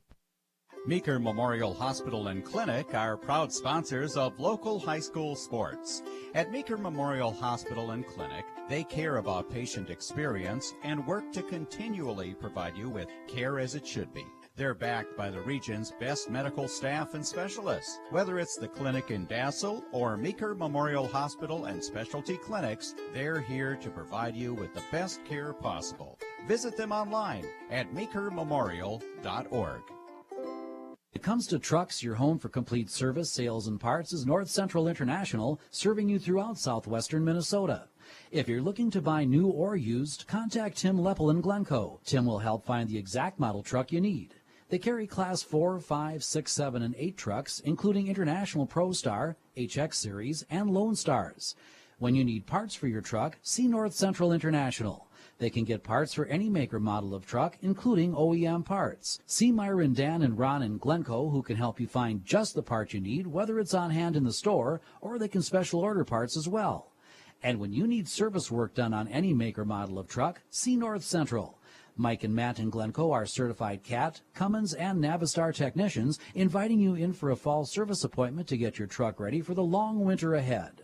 Serving you in 7 convenient locations, including Glencoe, stop by North Central International. Welcome back, everyone, to Stevens Seminary Stadium. As we get ourselves at the half, it's now time for your halftime report, brought to you by North Central International. Light man Lance Worm down here helping us out as well. Just flip the lights on and then flip them off, then he flipped them back on. He doesn't feel quite as useful as he did last week standing next to us in Delano. Yeah, my bottle cap fell in. Oh, Light man Lance here decided to pick it up for me, so it was very nice of him. He's good at that. Oh, yeah. He's a man of many talents. I tell you. You're not just the wrestling coach for GSL. No, He can do a little bit of everything. Yeah. He's probably sad that we have a light switch that he can't just use his phone to help us out, you know. He was a huge fan of that last week there in Delano. Yeah. Oh, he's getting his phone out now for us. So, as we're here at the half. 8-7 the lead in favor of GSL over Dassel-Cokato. Start off with DC getting the first drive, but going 3 and out. GSL forces that. They punt. GSL gets it 1st and 10 at the 50-yard line. And then on 4th down, Luke Fromm is intercepted by Brody Schmidt. That put the ball to DC at their own 29-yard line. Then they marched, and I mean marched down the field on GSL. 9 plays, 71 yards. Ends with a 1-yard touchdown run by Logan Morris with that touchdown run for DC. Trying to find his name again. Luke Morris. There we go. Luke Morris with that touchdown run. Thank you. As he gets that touchdown run of a yard, Aspel an extra point up and good. Made it 7-0 with 3:42 left to go in the first quarter. That drive taking a little over 4.5 minutes off the clock, going 71 yards. Saw them take the lead, then GSL will get the ball, turn it over. A fumble by Farrar at midfield. DC gets it, but they turn it over on downs as they're not able to finish off the drive. GSL gets it 1st and 10 at their own 34, move it into DC territory. Got inside the red zone, then a holding on the first play inside the red zone, bumped them back. Could not recover from that. They turn it over on downs. DC gets it 1st and 10 at their own 13. But then interception is Kyle Christensen on that special defensive package they've been using tonight. Gets the interception for GSL, returns it to the DC 42-yard line, but Panthers can't do anything with it. They punt it, they pin DC at the 10. Well, then another interception for GSL's Kaczmarek with the interception this time. For the Panthers, gets it to the DC 25-yard line. 5 plays later, they're in the end zone. Luke Fromm with a couple of big runs on that drive to give GSL, put them down 7-6. They go for 2. Fromm to strike on the nice little flat pass out on the right side, and it makes it 8-7 with 1:26 left to go. That drive, 25 yards, took 1:27 off the clock and put GSL up 8-7, and that's where we stand here at the half. Thoughts on that first half? Looked like GSL took a big blow from DC, but made some adjustments to try and take away a little bit of that offense for DC, or at least force them out of that I formation, throw everyone to the far side, and they just ran that a ton with Blake Johnson, but finally found a way to at least not stop it, but slow it down at the very least. Yeah, and that was, like you mentioned, that's one of the keys that DC decided, hey, we've noticed with GSL on some of the tape we probably have seen, if we can spread them out far enough, they're going to really become very loose within that backfield of the defense there, and we can probably, by throwing 3, 4, maybe even 5 targets out there, someone's going to be open. And GSL finally found a way to slow that down by, like you said, bringing in that special defensive backfield package, and with Christensen getting an interception. But you also got, Jordan Kazmarek coming in and having a nice interception on one of those packages as well. They found a way to slow it down. Like you said, they haven't stopped it yet. They've stopped it in downwise, but they still are able to get some yards. But GSL finding a way to slow it down a little bit. And especially, maybe that's something, too, where DC has got to look at it as going, okay, they're going to start bringing out these packages a little bit. And they found it out now, too. They're starting to run with Rosen a little bit and get him up the middle. But you got 2 running backs that have shown themselves here tonight a little bit and are very physical and not afraid. And you could get them into that a little bit as well. Thank you for that. That was a great analysis. Well, I thought you were going to eat your pork chop. I was eating some of this delicious pork chop while you were talking there. So it is delicious pork chops. They delivered these here right before the game started. And the worst part about the south wind is the smell of pork chops is wafting up here the whole game. Right, and we're just starving. We have to thank the Panther Booster Association for bringing up pork chops for the. I believe that every room here in the press box ended up getting a box of pork chops, and of course we're up here with a couple of them yet, and there's a partial one. There's a partial one here yet, but I got to finish that during this next break. But GSL leads 8-7 at the half. That's your halftime report, brought to you by North Central International. We'll take a 3-minute break. We'll come back. We'll run through some of the other scores. One big upset going on in the East Central South Division. We'll let you know what that is when we come back after this 3-minute timeout on 106.9 KARP. Parts City Auto Parts of Cokato takes pride in providing their customers with the best inventory, service, and pricing possible. They offer a huge selection of brand name auto parts from trusted manufacturers. Parts City Auto Parts not only offers automotive parts, but also heavy-duty parts and filters, ag parts, and small engine parts, tools, and much more. Parts City Auto Parts of Cokato, located right on Highway 12. Are you empowered? If not, it's easy to get yourself empowered so you can do more and do it faster with the Bobcat M-Series loader from Farm Right Equipment of Dassel. Farm Right Equipment of Dassel invites you to check out the M-Series features that let you do more work with one machine. Features like stronger hydraulics, a bigger, more comfortable cab, greater operator comfort, and all-around superior performance. So get empowered with the Bobcat M-Series loader. Stop by your authorized Bobcat dealership, Farm Right Equipment of Dassel, or visit farmrightequip.com. Jerome Linquist for Holt Motors in Cokato. Family owned since 1951. Holt Motors in Cokato. A lot has changed since 1951. Gas was 20 cents, a stamp was 3 cents, and a new Ford would cost you around $2,000. What hasn't changed is Holt Motors' commitment to the customer. We value every customer at Holt Motors. Come and see the Holt Motors difference. Stop in if you're looking for a new or used vehicle, or you're looking for great parts and service. Holt Motors Cokato. Check us out online, www.holtmotors.com. Meeker Memorial Hospital and Clinic are proud sponsors of local high school sports. At Meeker Memorial Hospital and Clinic, they care about patient experience and work to continually provide you with care as it should be. They're backed by the region's best medical staff and specialists. Whether it's the clinic in Dassel or Meeker Memorial Hospital and Specialty Clinics, they're here to provide you with the best care possible. Visit them online at meekermemorial.org. There's something about a lighthouse. It's there to protect us, guide us. You know you can count on it. Just like you can count on Auto Owners Insurance and your local independent agent to be there when you need us most. You've trusted us for our first 100 years. and you can trust us for generations to come. Your auto owner's agent in the Dassel-Cokato area is Patrick Niska at Dassel State Insurance. Phone 320-275-3001. Whether it's your first home or your next, call the experts at Priority One Metro West Realty of Glencoe. Brian O'Donnell and crew have been helping customers buy and sell their homes and properties for years. When it comes to real estate, go with the experts at Priority One Metro West Realty in Glencoe. Glencoe Regional Health Services now offers urgent care 7 days a week, 8 a.m. till 7 p.m., even on Sunday. No appointment needed. Please use the hospital entrance at 1805 Hennepin Avenue North in Glencoe. Now offering urgent care, Glencoe Regional Health Services.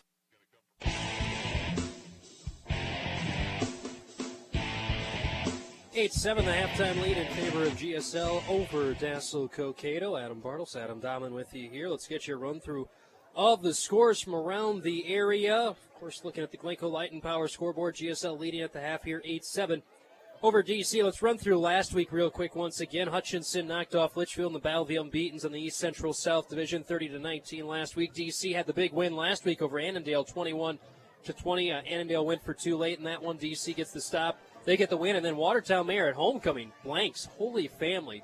Big win for them. Newland and Spicer lost to Zimmerman, 36-12. Just once again, we're keeping an eye on them because that was the non-division game that GSL had this season. To start off, they won in overtime here at home. Let's give you a run-through of the scores tonight in the East Central District, and there are some interesting ones. At the half, Hutchinson leading 21-14 over Holy Family. You can listen to that one on AM 1260 KDUZ. Other scores at the half, not what people would probably anticipate coming into the night tonight. At the half, Watertown Mayor leading over Delano 7-6. Yes, that one at the half. Watertown Mayor leading over Delano 7-6. That's at Watertown. Other scores at the half right now, also from our from the East Central South Division at the half. Annandale 28-12 over Litchfield. Huge score there. Yep. Because if that one holds and Hutch wins tonight, they'll already have the conference wrapped up. Right. Here in Week 8, and that does not happen too often when you get that opportunity. Not very often. It does not. Like you said, that's a huge game right there, and it does a lot for around the whole league, like you said there. But, yeah, I mean, that could wrap up everything for Hutch right away, depending upon if they win tonight. Correct. They have to hold on to win. Right. Of course, Hutchinson, the only undefeated in the East Central South at 5-0. Litchfield at 4-1. Annandale at 3-2. GSL, DC, Delano at 2-3. Holy Family and Watertown Mayor both at 1-4 on the season. Let's look at Section 2 AAA in the standings as it sits right now. Well, after last week's results, of course, we had GSL, Watertown with their wins. Belle Plaine blanked TCU, but only won 6-0 last week. It was Jordan all over St. Peter, 58-6. In overtime, Maple Lake defeated Rockford 15-14, and it was Providence Academy over Minneapolis South 33-6. So that gives us our section standings. Providence Academy and Belle Plaine both at 5-1, and then it's GSL and Rockford both at 3-3. And then at 2-4 is Holy Family and Jordan, and then Watertown Mayor, the only team at 1-5. As the QRF rankings sit right now, Providence Academy would have the 1 seed, Belle Plaine the 2. GSL just slightly ahead of Rockford for that 3 spot. Jordan just 1 spot, literally 1 spot ahead of Holy Family Catholic to take the 5 seed. And then Holy Family Catholic would be 6 and Watertown Mayor the 7. But that was coming into tonight. We'll see how things shake out. We'll actually just keep it here as GSL and DC have both come out onto the field as we get ready for the second half of action. Let's do this. We'll take a quick 60-second timeout. We'll come back. We'll get the second half underway for you in 60 seconds here on Hit 106 KARP. Dairy Queen in Glencoe invites you in for a great meal or tasty treat every day of the week. Try their delicious Blizzard of the Month, a full line of Brazier foods, meal combos, and more. And don't forget a delicious DQ cake just right for any special occasion. It's all at Dairy Queen in Glencoe. Dale Cookton here for Gutter Helmet, the #1 gutter protection system in the world. Couple your gutter helmet with the Glencoe-Silver gutter system and Basement Technologies waterproofing for complete protection. Go with the best. Gutter helmet, Glencoe, and Basement Technologies. Get name brand flooring and window treatments direct from the mill to you with Bergman Interiors. They're the decorating store at your door. They've got you covered. Bergman Interiors in Glencoe, Hutchinson, and Waconia. If it can be built, make one call to Steve Shower and Sons Construction between Glencoe and Silver Lake. They specialize in cement work, pole barns, reclads, new construction, houses, and remodeling. They have many satisfied customers throughout the area. Call Steve Shower and Sons Construction today. For outrageously great food, make sure you stop at Unhinged Pizza in Glencoe. Stop by for their always good pizzas, crazy good chicken, salad bar, and more. Join them for their pizza and pop buffet after every Panther home game. It's warm and delicious. Treat your family to Unhinged Pizza in Glencoe. With the service you get from State Farm, you might think their car insurance costs more. But with discounts up to 40%, you may find it even costs less. Call State Farm agent Larry Anderson in Glencoe at 320-864-5515 today. For reliable comfort year-round, go with the Heritage family of heat pumps from American Standard and Mueller Sales and Service in Glencoe. Heritage heat pumps warm your home in the winter and cool it in the summer. For complete sales, installation, and service, visit Mueller Sales and Service in Glencoe. Your local full-service bank is First Minnesota Bank in Glencoe. Loans of any kind, checking accounts, savings accounts, retirement plans, and much more. Plus expert advice on your financial situation. First Minnesota Bank Glencoe, Equal Housing Lender, member FDIC.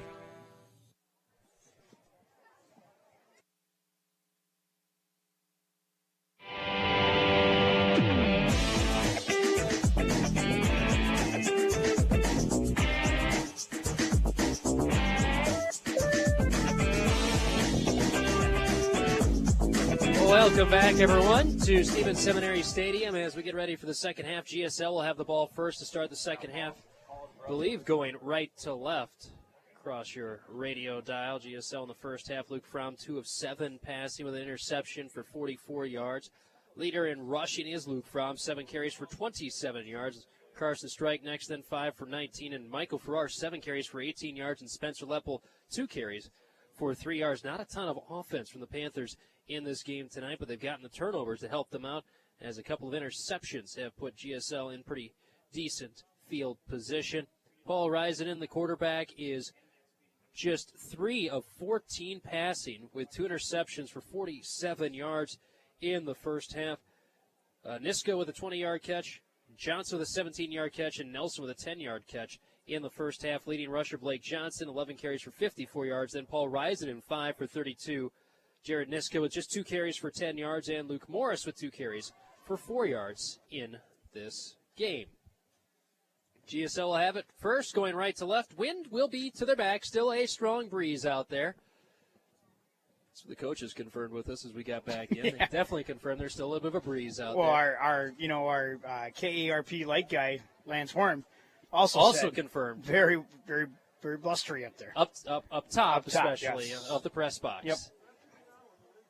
GSL will get it first, going right to left with the wind to their back. 12 minutes on the clock as we get ready for this third quarter of football action. Luke Morris to kick it off.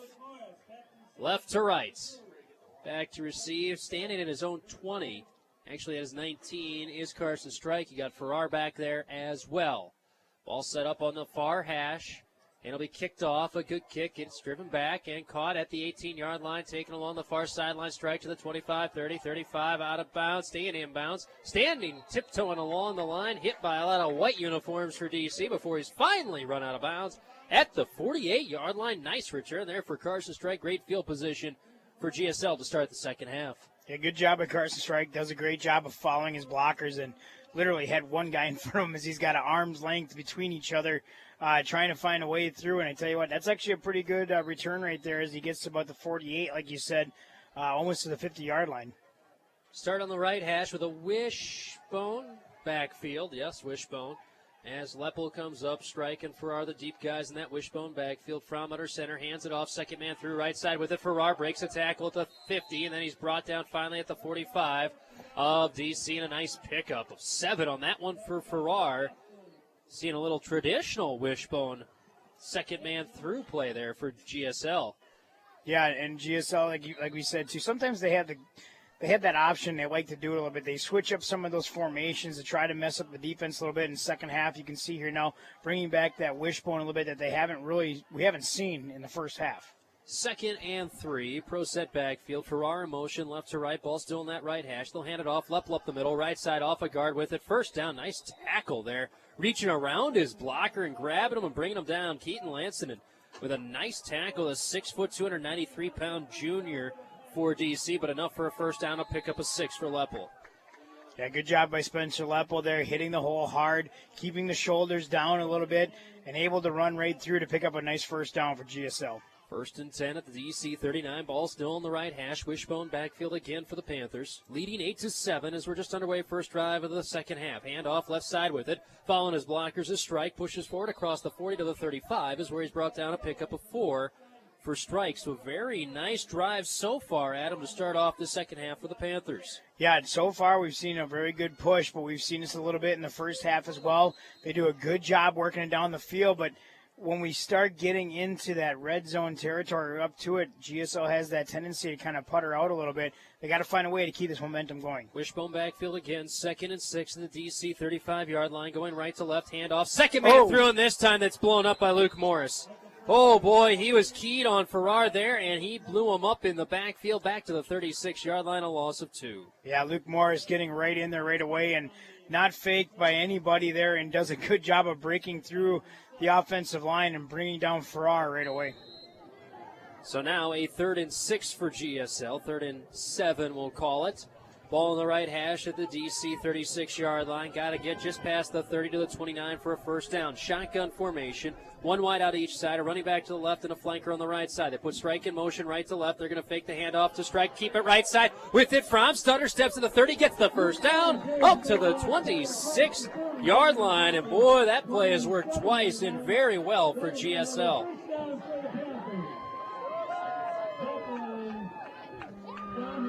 Pickup of 9 for Fromm on that keep right side, and comes up. He's bent over at the waist a little bit.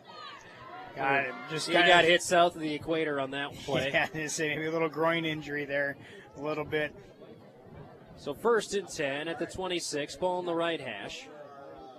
Two wideouts left. Sometimes you just got to run it off. Yeah, just got to run it off. I formation backfield. Farrar, the deep man in the eye. They'll hand it off. Mesh play up the middle, right side. Fromm with it. Gets it across the 25. Gets stood up and slung back. Almost a nice belly-to-back suplex on that one by DC. Fromm able to get up under his own power up to the 23-yard line. Pickup of 4 on the keep right side for Fromm. GSL here doing a good job, yet still continuing to use the ground game to pound away at the defense of DC, and maybe trying to tire them out here a little bit in this beginning of this second half. And as we saw there too, Carson Strike actually came over to get the play because Luke Fromm still a little shaken up yet by getting hit south there, like you said, but doing a good job of staying in there. 2nd and 6, pro set backfield. Farrar motion left to right. Going to hand it off right side with it. Leppel following his blockers. Gets up to the 20. Gets stopped there. Good job pushing the pile back again by DC. A pickup of 3 on that carry for Leppel right side. Yeah, guys, say good job by Spencer Leppel following the blockers there again. And you could tell the whole offensive line kind of got in on that a little bit too by just continuing to push the pile forward there to get Spencer Leppel into some good position here to get possibly pick up a first down here on 3rd down. 3rd and 4 from good enough to run over to the sideline to get the play now. 8 minutes and counting left to go in the third quarter. GSL leading 8-7 on the Glencoe Light and Power scoreboard. Ball on the right hash. Gets the play into the huddle. Break it at 7. Everyone sprints up to the line. One wide out to the left is Strike, and GSL is going to have to burn a timeout with 3 left to go on the play clock. They use a timeout here with 7:46 left to go in the third quarter, leading 8-7. Timeout Panthers. This timeout is brought to you by Bruce and Deb of Bergman's Interiors of Glencoe, Hutchinson, and Waconia. With name brand floor covering and window treatments, direct cabinets direct from the mill to you, plus Cambria countertops. Call for your free in-home appointment today. Darn it. Jinxed yourself. I did. I really did. Try to make it all the way through. Guess who you're going to be hearing from now. I know. He's a good guy, though. Absolutely. If there's anyone you got to hear from. Right. I was going to say, you know what, we still very much appreciate the sponsor there, Bruce Bergman and Deb Bergman, of course, but we appreciate all of our sponsors and what they do for GSL athletics and everything. And of course, there's some sponsors on the DC side as well here tonight, too, so we appreciate that for their program as well. But if it's not for you guys, we wouldn't be able to do what we love to do. And Tell you what, we always enjoy coming out on a Friday night. Next week, Wednesday night, to call some of these football games, and it's a great time. So they break the huddle from the near sideline. GSL with a 3rd and 4. Did not want to take the 5 yards for a delay of game there. So Coach Schipperle having to burn a timeout early here in the 3rd quarter, leading 8-7. But they're once again approaching the red zone, which has been dangerous for them the last couple of weeks. Christensen single wide out to the right, shotgun wing T formation. Fromm takes the snap. Play action keep right up the middle, bouncing around the defenders, cuts inside of the 20 up to the 15 to the 14 and a first down, a pickup of 6 for Fromm on that one. It didn't look like there was much developed there, Adam, but all of a sudden a lane showed itself and Fromm shot his way through and got the first down. Yeah, Fromm, you can tell he found an opportunity and he took it, and he did a really great job of following that seam there and getting past her. And in fact, he was so quick there, I don't even think one of his linemen, Jacob Litzow, knew he was coming because he kind of jumped back going, whoa, what's coming through here? And Luke Fromm does a good job of picking up a big first down. 1st and 10 at the DC 14-yard line. I formation toss right side. Fumbled in the backfield. Farrar tries to pick it up, and he gets wrapped up and brought down. A toss play, a simple toss right. Farrar never caught it, and he loses 8 yards on the play. And these are the type of plays that have been haunting GSL all year, Adam. Yeah, it's the little mistakes like that. Farrar here having his 2nd fumble of the night. Of course, this one he gets back into his possession, but first one gets knocked out. Here you could tell he just took his eyes off the ball and not able to hold on to it, but does a good job of jumping back on it.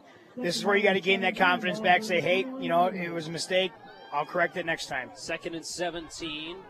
Pro set backfield, single wide out, Christensen to the right. Play action, looking to pass, 5-man rush. Little screen, set up near side, strike, caught it. Across the 20, to the 15. Oh, what a big block, get into the end zone! Touchdown, Panthers! Strike with the touchdown, but the block that made it happen was Peyton Sell. He knocked 2 defenders down on that play. Yeah, you got to give Peyton Sell a lot of credit right there. He did a great job of finding 2 defenders coming at Carson Strike and does a great job of taking them both out. That is a monumental play there on that ball carry for GSL. Peyton Sell does a great job, and Carson Strike into the end zone.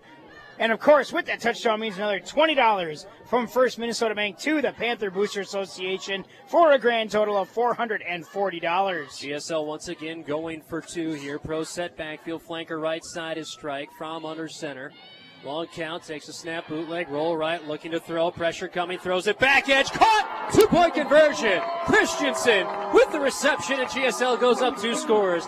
They lead 16-7 with 6:28 left to go in the 3rd quarter. You're listening to Panther Football on KARP. The Glencoe City Center is the ideal venue for all your upcoming events. We are booking ahead for the coming year, so make sure to schedule your tour today at 864-6951 to book your big day.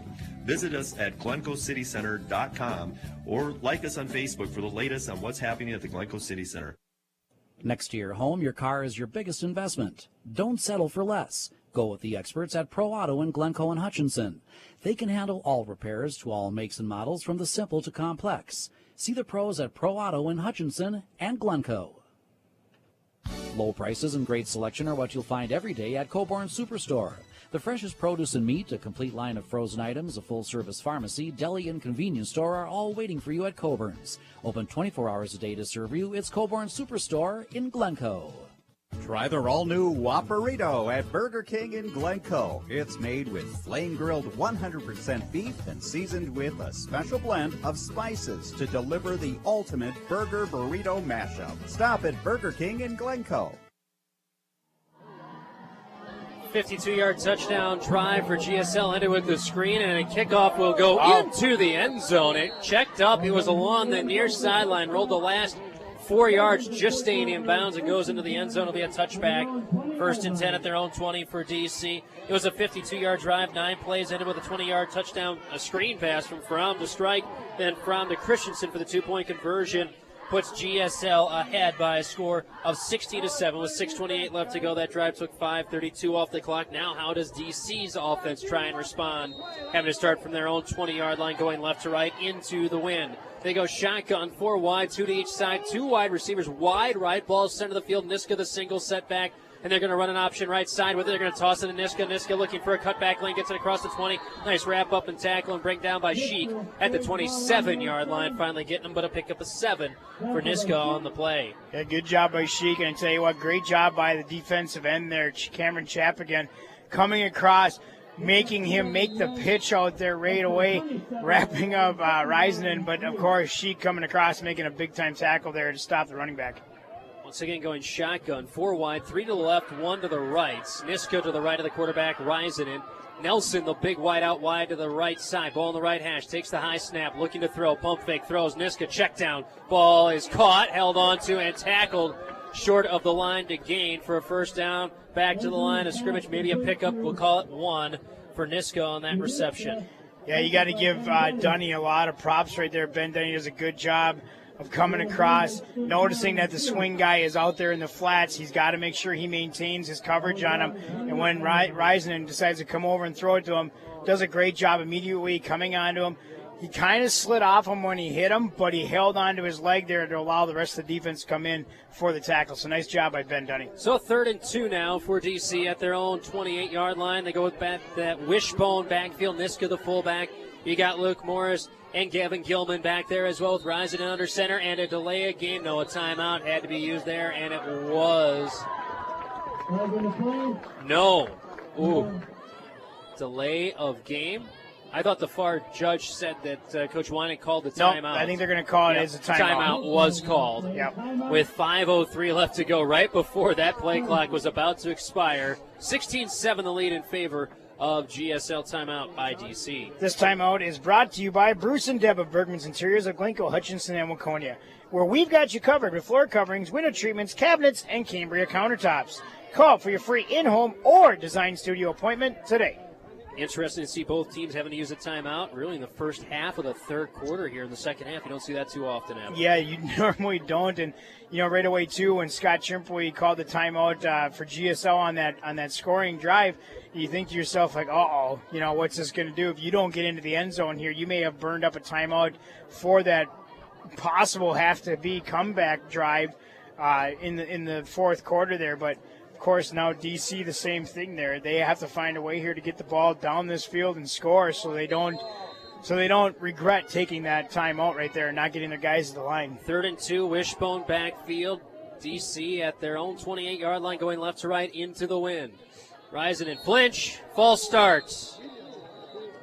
Gilman was the guy that flinched in the backfield, and that's going to cost him the 5 yards that would have happened had the delay of game happened. So now that's going to change up the defensive coverage as well as GSL had their bigs coverage out there. Now they go into their pass defense look as Christensen from check into the game as well for the Panthers, along with Strike. As well as Strike, but then you also are going to have a different package up front as well. Now they end up bringing in Peyton Sell to come in on the defensive line, but you're also going to be seeing, if I can see this here, Dylan Richter is going to also be up there on the line as well. Shotgun 4 wide, 3 to the left, 1 to the right. Running back to the right of the quarterback. Rising and keep up the middle, nothing.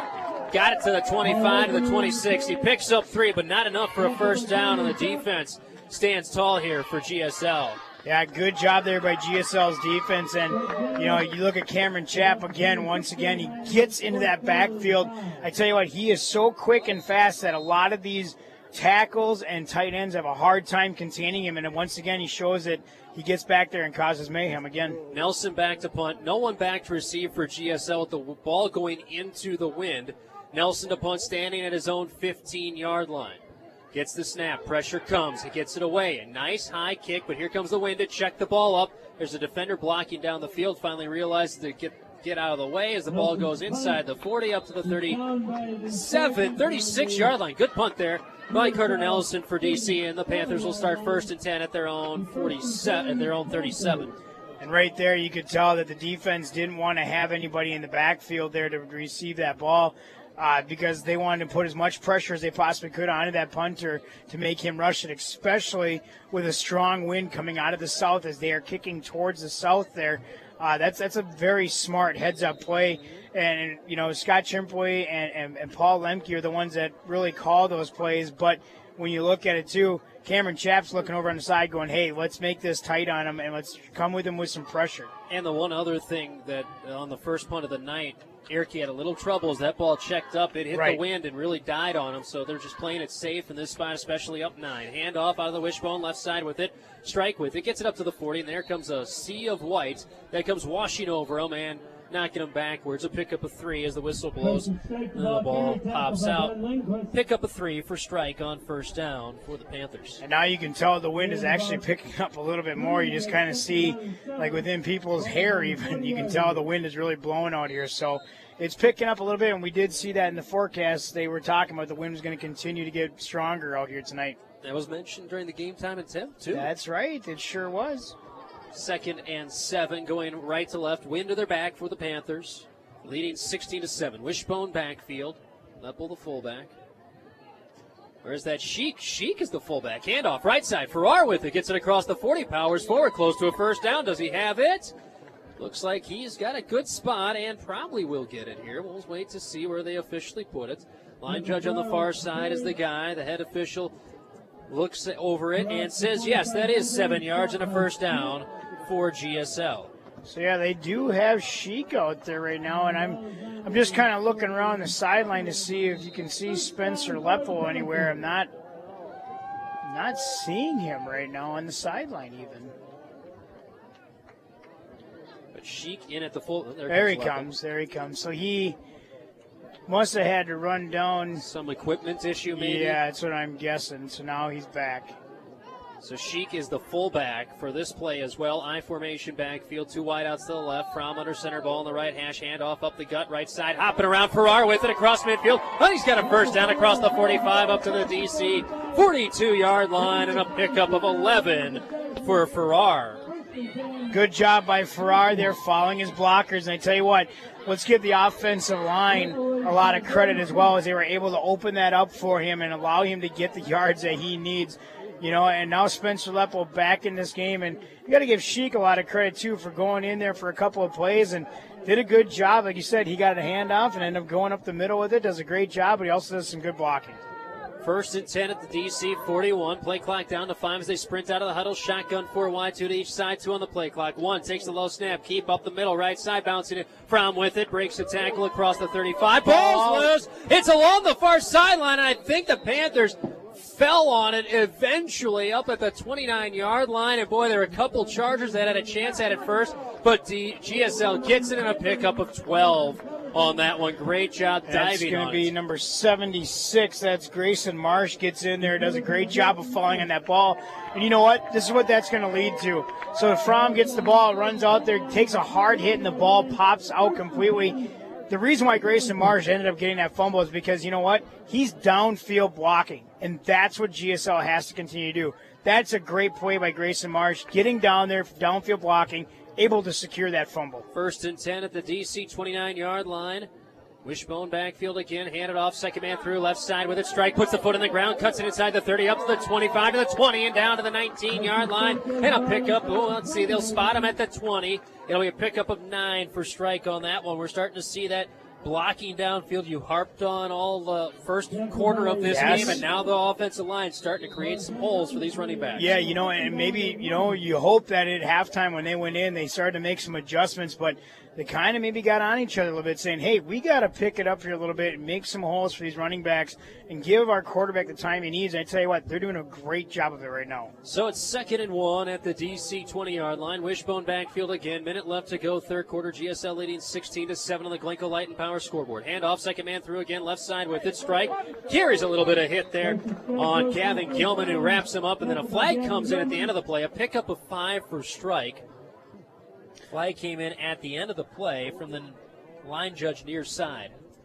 Yeah, not sure what this is going to be. Actually, back judge. Oh, where it ended up. Right.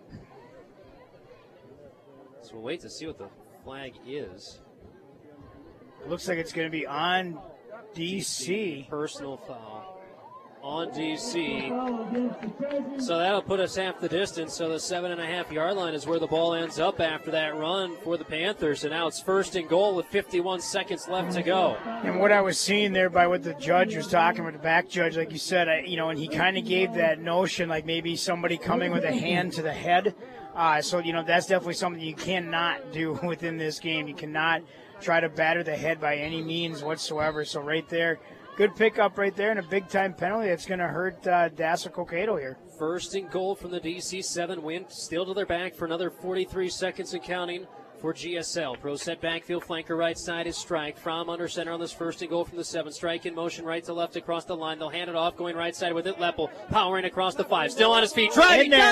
He's in. Touchdown. 7 yards from Spencer Leppel. Great job by Spencer Leppel. I tell you what, that's a kid, too. He doesn't know how to quit. He's going to continue to do a great job throughout his high school career, but right there, he does a fantastic job of getting that handoff, following his blocking, and he got hit initially right at the line of scrimmage, but kept the feet chopping, able to work his way, gets through the goal line and into the end zone for 6, and with that touchdown means another $20 from First Minnesota Bank to the Panther Boots Association for a grand total of $460. Some good old math you got going. They just automatically give you 7 for going across the goal line now. That'd be nice. Man, oh man. Going for 2 once again is GSL, the 9 formation. They're 2 for 2 tonight. Toss play right side. Farrar looking to find the edge. He's trying to weave his way, sticks the ball out and gets it in. On the run. What a play there by Michael Farrar. Going far side and getting the 2-point conversion. Makes the score now. GSL 24, DC 7. You're listening to Panther Football on KARP. No one works harder than Matthews Vashek Construction. Matthews Vashek Construction specializes in remodeling, custom homes, and light commercial work. Visit them on Facebook to find out more. Find experienced carpenters providing quality craftsmanship at Matthews Vashek Construction. You're always a step ahead when you shop at Carly's Shoes in downtown Hutchinson. They carry brands like Red Wing, SAS, Clark's, New Balance, and quality Dansko shoes. Locally owned and operated and serving the area since 1959, it's Carly's Shoes on Main Street, downtown Hutchinson. Feel your best with a stop at Pure Life Chiropractic and Wellness Center in Glencoe. Hi, this is Dr. Nick Johnson. I offer full chiropractic services along with Dr. Arthur Niemla. Visit PureLifeGlencoe.com to find out more. That's Pure Life Chiropractic and Wellness Center on 10th Street in Glencoe. Feel and look your best with a membership at Snap Fitness in Glencoe. Their personal trainers will work with you to train you on all their fitness machines to get the most out of your workout. Many plans are available with one sure to fit what you want. Get in, get fit, be well with a membership. Snap Fitness in Glencoe. Adia catches the kickoff just shy of the goal line. Out and gets to the 19-yard line before he's brought down by the Panther coverage. Kaczmarek in on along with Leppel in on that tackle, and DC will start 1st and 10 at their own 19-yard line. Now trailing 24-7. The Glencoe Light and Power scoreboard. GSL the 7-yard touchdown run by Leppel. Farrar with a 2-point conversion run. Want to say thank you again to everybody tuning in. The old-fashioned way here tonight, of course, we found out that the streaming is not working tonight, so nice shout-out to all the farmers out there, Stony Creek Farms. We know you guys are all out there. We really appreciate you tuning in. I formation backfield, 2 wideouts wide to left. They'll hand it off to Johnson up the middle, trying to bounce it right side, gets it across the 20 to the 21, 22-yard line is where he gets it. A pickup of 3 for Blake Johnson, who had a big first half, but has almost been invisible. Only 3 plays so far in this second half. That was play number 4 offensively for DC in this half, and that will be it for them. They'll just run 4 offensive plays in the third quarter, and GSL has extended their lead at 24-7 on the Glencoe Light and Power scoreboard. You're listening to East Central District Football on KARP. Lakes Gas is your #1 source for propane in the area. Whether it's propane to heat your home, for your stove or grill, your water heater, and more, check first with Lakes Gas. Call or stop by Lakes Gas Company, located right off Highway 7 in Silver Lake, your #1 local source for propane. When you do maintenance on your home, it's a long-term decision. Give Pro Creek Concrete and Masonry a call. They specialize in block work, poured walls, decorative work, stone work, driveways, patios, and much more. Call 952-994-5272 to find out more. Pro Creek Concrete and Masonry.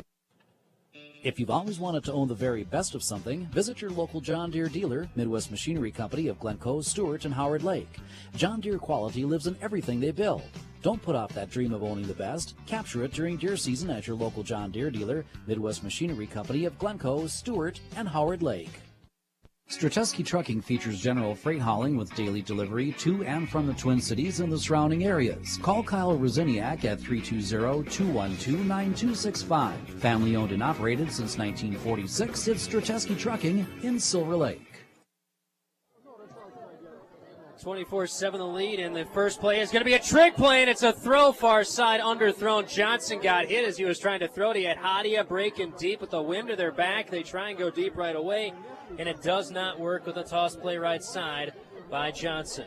Yeah, and like I said, coming out with some trickery there, doing a great job, and Hadia, quick as he is, gets downfield and is open, but just not able to get the ball underneath enough to get it down to him. Like you said, getting hit on the play as well as he throws.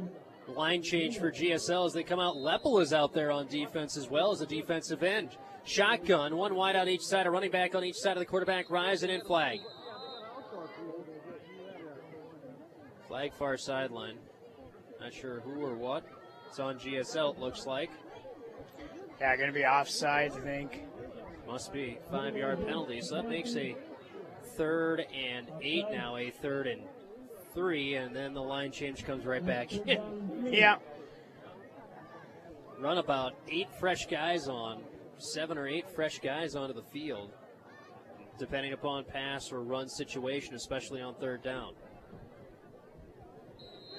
So second play of the fourth quarter, GSL leading 24-7 over Dassel-Cokato. I formation, 2 wideouts, wide and left, ball on the right hash. Rising looks over, changes the play at the line of scrimmage. Ducked under center, hard count, takes a snap, turn, handoff. Johnson looking for room, trying to shoot through. Now he pushes his legs, driving forward up to the 30-yard line, and he'll have a first down. With that carry, a pickup of 3 and a first down for Blake Johnson. So that penalty comes up huge for DC, keeps this drive alive. But if you're GSL, boy, a very successful third quarter there. 2 touchdown drives, and DC was only on the field for 4 plays offensively in the quarter. I formation, 2 wideouts to the left, ball center of the field, toss play left side, looking for some room. Right open field tackle. Kaczmarek on that one brings down Nelson back at the 26-yard line, a loss of 4. Boy, I tell you what, there's 2 guys here tonight that have really showed up to play, and of course, we've seen a lot of great things out of this new package of defense coming out, but Jordan Kaczmarek, what a great job coming across there, making a big tackle for loss there against DC. Nice job by Kaczmarek. 2nd and 12. I formation backfield. Johnson dots the I, 2 wideouts wide to the right. Rising in under center, turn, handoff. Niska bouncing it right side, looking for some room, gets it across the 30, wrapped and brought down, finally down at the 34-yard line. Nice run, a pickup of 8 for Niska. And this could be one of those things I think DC should be paying attention to see which set of defenders are out there. Yeah. And maybe try and pound the rock a little bit more when they have this, when GSL puts out their pass defense, I guess the best way to phrase it. Definitely, and of course they did a good job of staying home there a little bit, but definitely something that DC's got to continue to watch. 3rd and 7 at their own 34 with an I formation, 1 wide out each side. Quick stand, looking to throw. Pressure comes, rolls to his right. Chap is there again. He's got an arm. He's got him down. Ball's loose. Is it recovered by Sell in bounds? They're going to talk it over. Did he get it, or did he roll out of bounds and not have possession? Now a long discussion going on here, and it is 4th down. I don't even think that they're going to call that. It was, it almost looked as if possibly that he tried to throw it, but at the same time, I don't know if it was quite all the way an arm motion forward, but, the referees aren't going to look at it that way either. They're going to look at it as more that he's ball comes out and then gets out of bounds there, and DC ends up retaining the ball. Loss of 11 on that one. Should we call that a sack then? I don't know. I guess we can. It'll be 4th down, and they're going to go for it here. 4th and 18. 3 wide to the left, shotgun with 1 wide out. Nelson wide to the right. Ball on the right hash, running back Niska to the right of the quarterback. Rising in 4-man rush, has time. Now steps up, pressure comes, rolls to his right. He's going to tuck, he's going to try and run for it. He gets across the 30, then gets hemmed out of bounds. Great job defensively to run him out of bounds on 4th down and bring up a turnover on downs and a pickup of 7 on that run for Rising. You know what? We'll give that one a sack that we had there before just because of the hard work that was done there by Cameron Chapman as well as Peyton Sell there. So with that sack, it means another $20 from Pro Auto and Transmission to the Panther Booster Association for a grand total of $260. So it'll be 1st and 10 at the DC 30-yard line for GSL. And boy, could be a chance here for GSL to try and deliver a death blow to this game with another score, Adam. It definitely would take it out of hand here a little bit from DC if they could put it in for another 6. Wind whipping really strong right now. 4 wide out set. They're going to do a mesh play right side with it. Fromm gets stood up, and then he gets stopped at the line of scrimmage. And a flag at the end of the play. Boy, I don't know what happened there. I think what they're going to end up calling here is unsportsmanlike conduct after the whistle is blowing, and they're letting up Luke Fromm, one of the DC players, who I believe was number 63, which is Jared Horniman, knocked the ball out of his hand, and they're going to call it unsportsmanlike conduct. So he knocked it out of his hands and unsportsmanlike conduct, and GSL now has it 1st and 10 at the DC 15-yard line. So a play that had nothing going turns into 15 yards for the Panthers. Yeah, and that's just where you can't, you don't want to try to get a little snippy out there. You got to keep your cool because little things like this is going to hurt you. This game is not completely over yet, and the way DC's playing it that way, they're taking it as that. Wishbone back, field ball center of the field, 1st and 10 at the DC 15. Handoff, second man through right side. Farrar with it, breaks an arm tackle there, and he pushes his way up towards the 12-yard line. Pick up a 3 for Farrar, but you show the strong legs there. Michael Farrar able to get away from that first initial tackler on the play. Yeah, he did a really good job. He kept the feet chopping a little bit, but able to kind of make a little bit of a cut move back up a little bit to try to shake off that defender as he's almost about to get tackled. And then DC comes in and able to bring him down right away for a short gain. GSL going left to right, going into the wind here in this 4th quarter. It's been a strong wind, 10 to 15 miles per hour. You heard a little bit of a gust there earlier at about 30. Pro set backfield, flanker right side is Strike.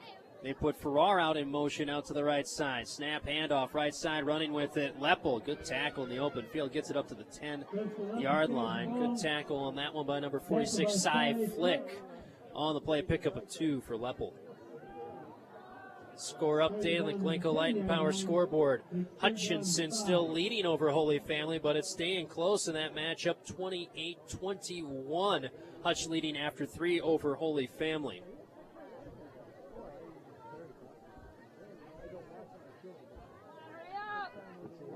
Should also mention 34-26, the lead in favor of Annandale over Litchfield in their game. Can't keep up the middle with it, stepping away from a tackler to 10-5 and touchdown. Luke Fromm with it, up the middle, a pickup of 10 into the end zone for GSL. Another great play by Luke Fromm, and you know what, give some props right now to that offensive line for GSL. Doing a great job opening up that middle. You got Peyton Sell up there. I believe also Glazer just doing a great job of getting in there, opening it up right away, and allowing him to move in. And we haven't seen this out of GSL much this year, so it's great to see that. And now on for the extra point is Joey Cullen. With that touchdown means another $20 from Minnesota First Minnesota Bank to the Panther Booster Association for a grand total of $480. Cullen on for his first extra point of the night. Snap down, spot, kick is up, and it's shanked wide left, and it was just short as well on that one as Cullen had some pressure coming from the left side. Keeps the score 30-7 in favor of GSL with 8:15 left to go in regulation. The Glencoe Light and Power scoreboard. You're listening to East Central Football and KARP. Mumford Sanitation has been providing professional garbage and refuse removal and hauling services for their surrounding area since 1925. They offer roll-off containers for construction and cleanup, and they provide residential, commercial, industrial, rural, and residential service. Visit MumfordSanitation.com. Save money through energy efficiency and energy conservation rebates. Visit the Glencoe Light and Power Commission website at GlencoeLightandPower.com to get started. Proud to serve you and to support our local schools and students, it's the Glencoe Light and Power Commission, a leader in renewable energy and energy conservation. For over 90 years, Harpo Brothers Chevrolet and Buick in Glencoe has worked hard to provide the area with high-quality vehicles at affordable prices. View their entire new and pre-owned inventory online at harpobrothers.com. Your dealer by choice for generations, it's Harpo Brothers Chevrolet and Buick in Glencoe. Bum's Family Restaurant in Glencoe offers daily breakfast, lunch, and dinner specials. And don't forget about their famous beef commercial, rated the best beef commercial in the state by WCCO TV. Bum's Family Restaurant in Glencoe, where made from scratch is their recipe. High short kickoff by Carson Strike, caught by Brody Schmidt at the 29, gets it to the 32 as the defenders come in. Kicking into the wind there was Strike, but first and 10 at their own 32 for DC, now trailing 30-7 after that 30-yard drive. Took 3 plays. The big moment of that drive was the personal foul penalty that put GSL at the DC 15. Fromans with a 10-yard run. Extra point no good for Cullen. Snap handoff up the middle, trying to bounce it right side. Blake Johnson gets it across the 30 up to the 35. A pickup of 3 on the carry up the middle for Blake Johnson. We are down to 8 minutes left to go in regulation on the Glencoe Light and Power scoreboard. GSL leading 30-7 over DC. GSL just doing a great job right now of really maintaining all these weapons that DC has.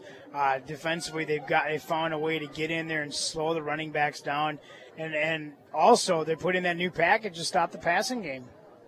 I formation, toss right side. Johnson with it, looking for a cutback lane. None to be found. He's brought down. Good job.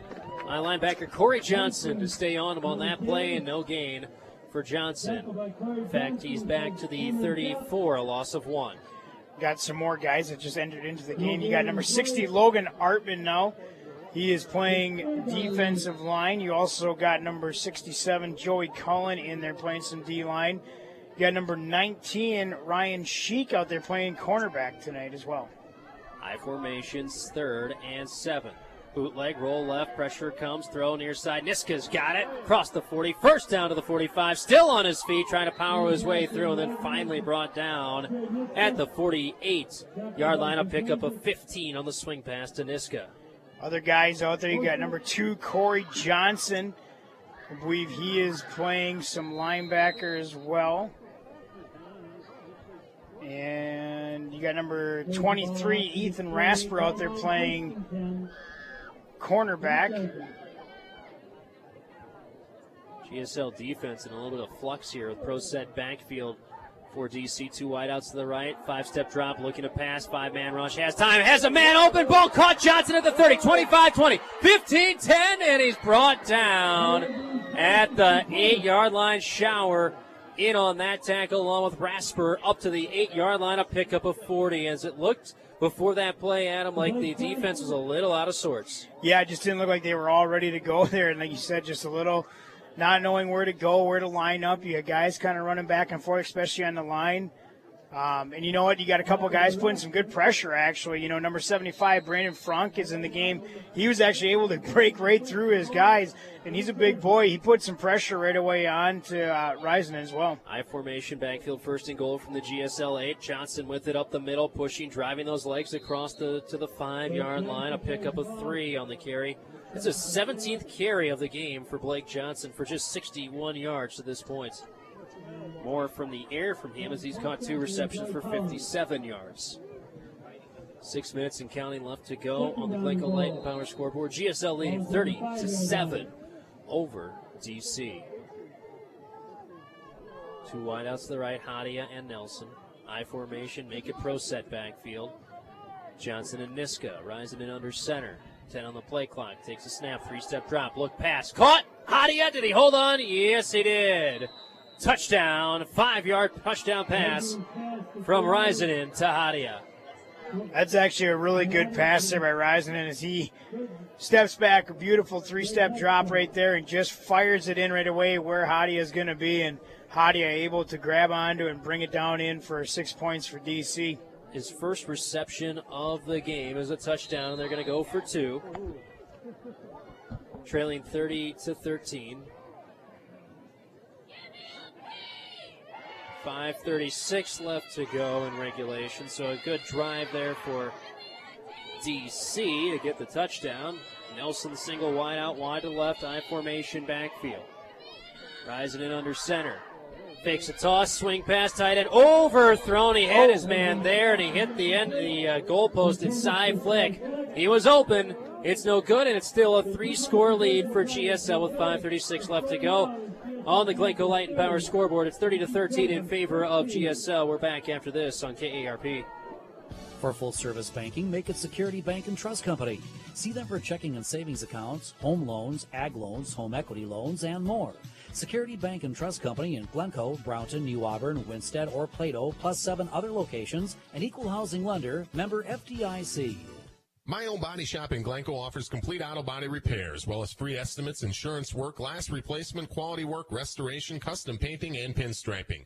Call Corey Popelka at My Own Body Shop today to schedule your appointment, 320-864-4964. Factory Direct Furniture in Hutchinson offers the area's best selection of furniture and mattresses. You'll find brands you know, and they guarantee the best prices in Minnesota. Stop by Factory Direct Furniture, Highway 70 East Hutchinson, call 587-SAVE, or find them online at fdfonline.com. Furnace on the fritz?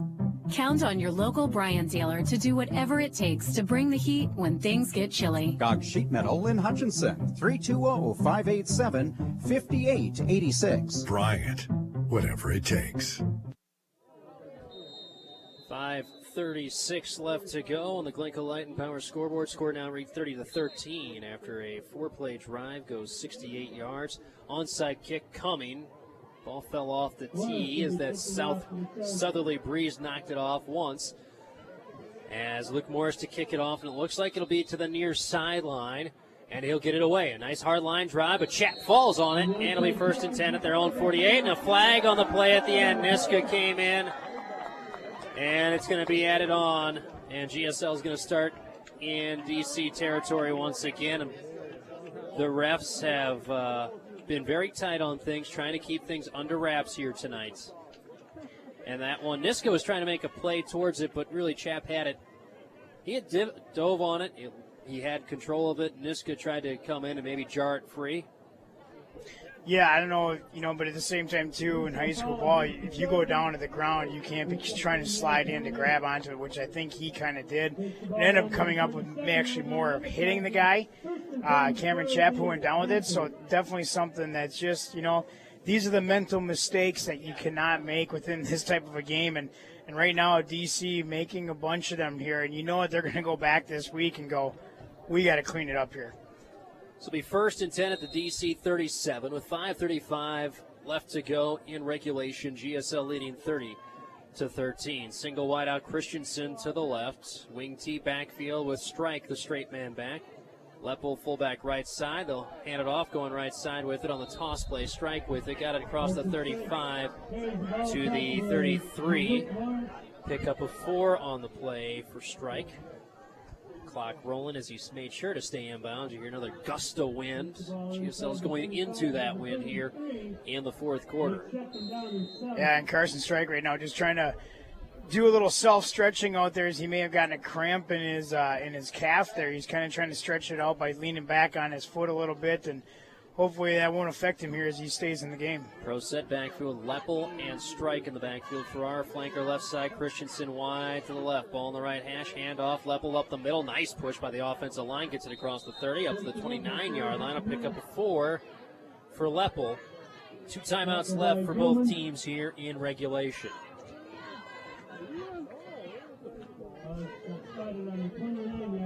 .435 and counting left to go. GSL leading 30-7.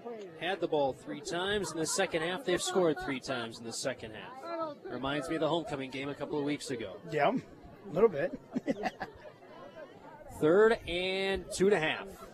Pro set backfield. Single wide out Christensen to the left. Ball on the right hash once again. Leppel straight back. QB sneak flag. Delay a game on GSL. Did not get the snap. Did Fromm, he had the sneak. He would have had the first down. But delay a game, the call. And Fromm was looking. They got that play clock on that end, on both ends here of the field, and just lost track of things. Delay a game, and it makes it 3rd and 7 now for the Panthers. Well, you want to use every second you can, but that was one too many. Yeah, just yeah. You said it just right. Just one over there, and they thought they had it going pretty quickly, but just not enough. 3rd and 7 going into that win. 4:09 on the clock. Kantak wide out to the right. Ball in the right hash. Everyone very tight to the line. A slanted eye to the left. From under center, turn, pitch, left side. Boy, he has to lay a block then right away. A strike takes it, gets it up to the 31-yard line. A pickup of 3 on the play. And boy, GSL couldn't have been lined up much tighter on that play, Adam, and DC blew that one up fairly well, but still getting 3 on that one for strike, and they'll make it about a 4th and 4 now for the Panthers. Yeah, when you got guys that are coming up tight like that, your cadence stance, your scrum stance, is right there next to each other. And when we're talking a tight scrum, your toes to the other guy's ankle or heel is literally maybe an inch away from each other. So you try to keep it in tight. You're not allowing any of those holes or the A gaps, B gaps, whatever you want to call them, open up there or have the opportunity for guys to be shooting through them. So GSL doing a good job of keeping it tight and making sure that they don't allow anybody to get through. Play clock gets reset as there's some conversation with Coach Shimperly and the head official. 4th and about 4 for the Panthers at the DC 31-yard line. They're going to go shotgun formation. 4 wideouts, 2 to each side.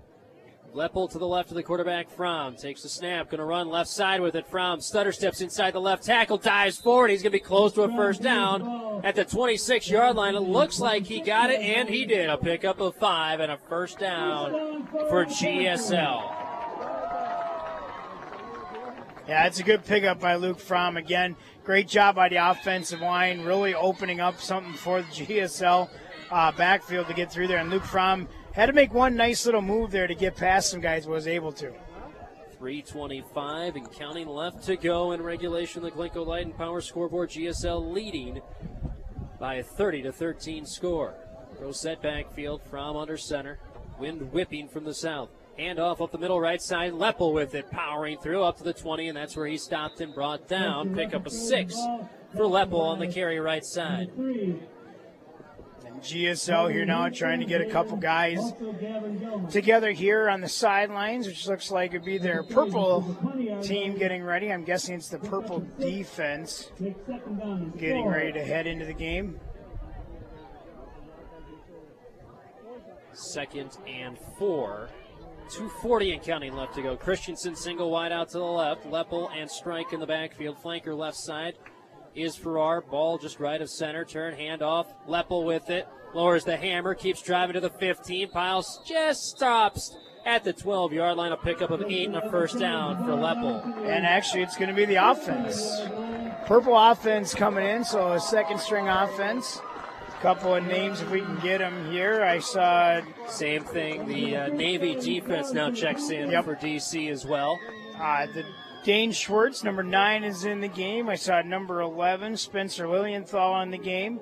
He'll be the quarterback. Yep, and I think Dane Schwartz is going to be your running back. One of, along with 32, Malcolm Everhart, the fullback, and is at 47, Adrian Trevino in the backfield as well. They'll hand it off. Schwartz left side, with it to the 10, 5, dive! Touchdown! Yes, it is! Wow. Dane Schwartz with the touchdown run at 10 yards. Gets his first carry of the year for him at a varsity game and walks away with a touchdown. You got to love to see that. You know that his family is enjoying that as well. But, of course, with that touchdown means another $20 from First Minnesota Bank to the Panther Booster Association for a grand total of $500. Wait, you're saying his folks are into sports? Oh, I know they're into sports. 2-point conversion. Lilienthal turn, handoff up the middle, powering, and in is Malcolm Everhart with a 2-point conversion. Makes the score 38-13 in favor of GSL with 2:15 left to go on the Glencoe Light and Power scoreboard. We're back after this on KARP. When it comes to buying a car, a truck, minivan, or sport utility vehicle, doesn't it make sense to go where they make the car buying easy? That's Cokato Motor Sales. They have a fantastic inventory of GM automobiles, including Chevrolet and American Revolution. And when it comes to previously owned automobiles, check out a GM certified used vehicle. The right way, the right car. Your friendly hometown GM dealership with no pressure car buying, Cokato Motor Sales, East Highway 12 in Cokato. The Cokato Dairy Queen has something for everyone. Right now, stop at the Cokato Dairy Queen for their $5 or $6 lunch. Or check out the new DQ Bakes menu featuring the new chicken brochette, melts, Philly sandwich, and hot desserts. And try the Blizzard of the Month, apple pie. Don't forget about their always popular DQ cakes and snack menu with pretzel sticks and potato skins. Cokato Dairy Queen, located right on Highway 12 in Cokato. Repke with a nice end-over-end kick caught by Brody Schmidt at the 25-yard line. Takes it up the middle, up to the 40-yard line, and that's where DC will start their next drive. After a touchdown drive of 37 yards for GSL.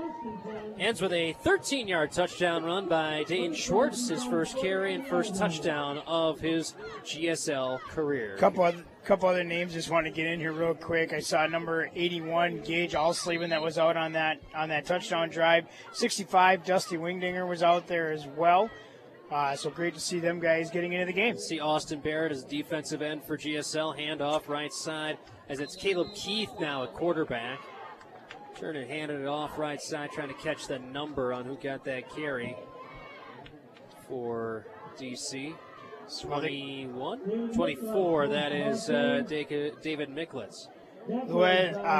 Louis Duenas is in the game right now for GSL. Nice to get that senior in on senior night. Number 41, did you say Gabe Repke already was in there? I said he kicked off. Okay, yep, he's in there. 84, Austin Barrett is in there as well. Clock rolling. Under 2 minutes left to go. GSL leading 38-13. High formation backfield. Keith turn, handoff with it. Oh, boy, getting hit on that one. And brought down. That was 28 that time. Adrian Santana with the carry and a pickup of 2. You got 26. Cody Ray was in there. Let's see. Right now you got Ty Christensen in at cornerback. Saw number 8. That's Jordan Farrar in there. I think he's also at cornerback right now. Number 43 entering the game, Josh Cohen. See Jack Jepson out there. Or Cohen, I'm sorry. Under a minute left to go in this one. 38-13. Subs in on both sides. Keith turn, handoff right side with it, spinning away from the first tackler. Santana gets it across the 45, up to the 47-yard line. And a pickup of 3 for Santana on that carry, and I think that will do it unless DC wants to sprint up to the line for this 4th down, and I don't think they will. Coach Wyatt taps Keith on the backside and says that's good. Good battle here tonight, and that will do it as the final 10 seconds tick down, and a nice win here for GSL tonight, Adam. Absolutely. Other names real quickly, want to get these guys in here. 72, Jake Jepson the 4th. 89, Taylor Terlinden is in the game. Number 46, Calvin Leastman was in the game as well. GSL picks up the win. Final score, 38-13 over DC, and they get back to 500 in the conference on the season and above 500 overall.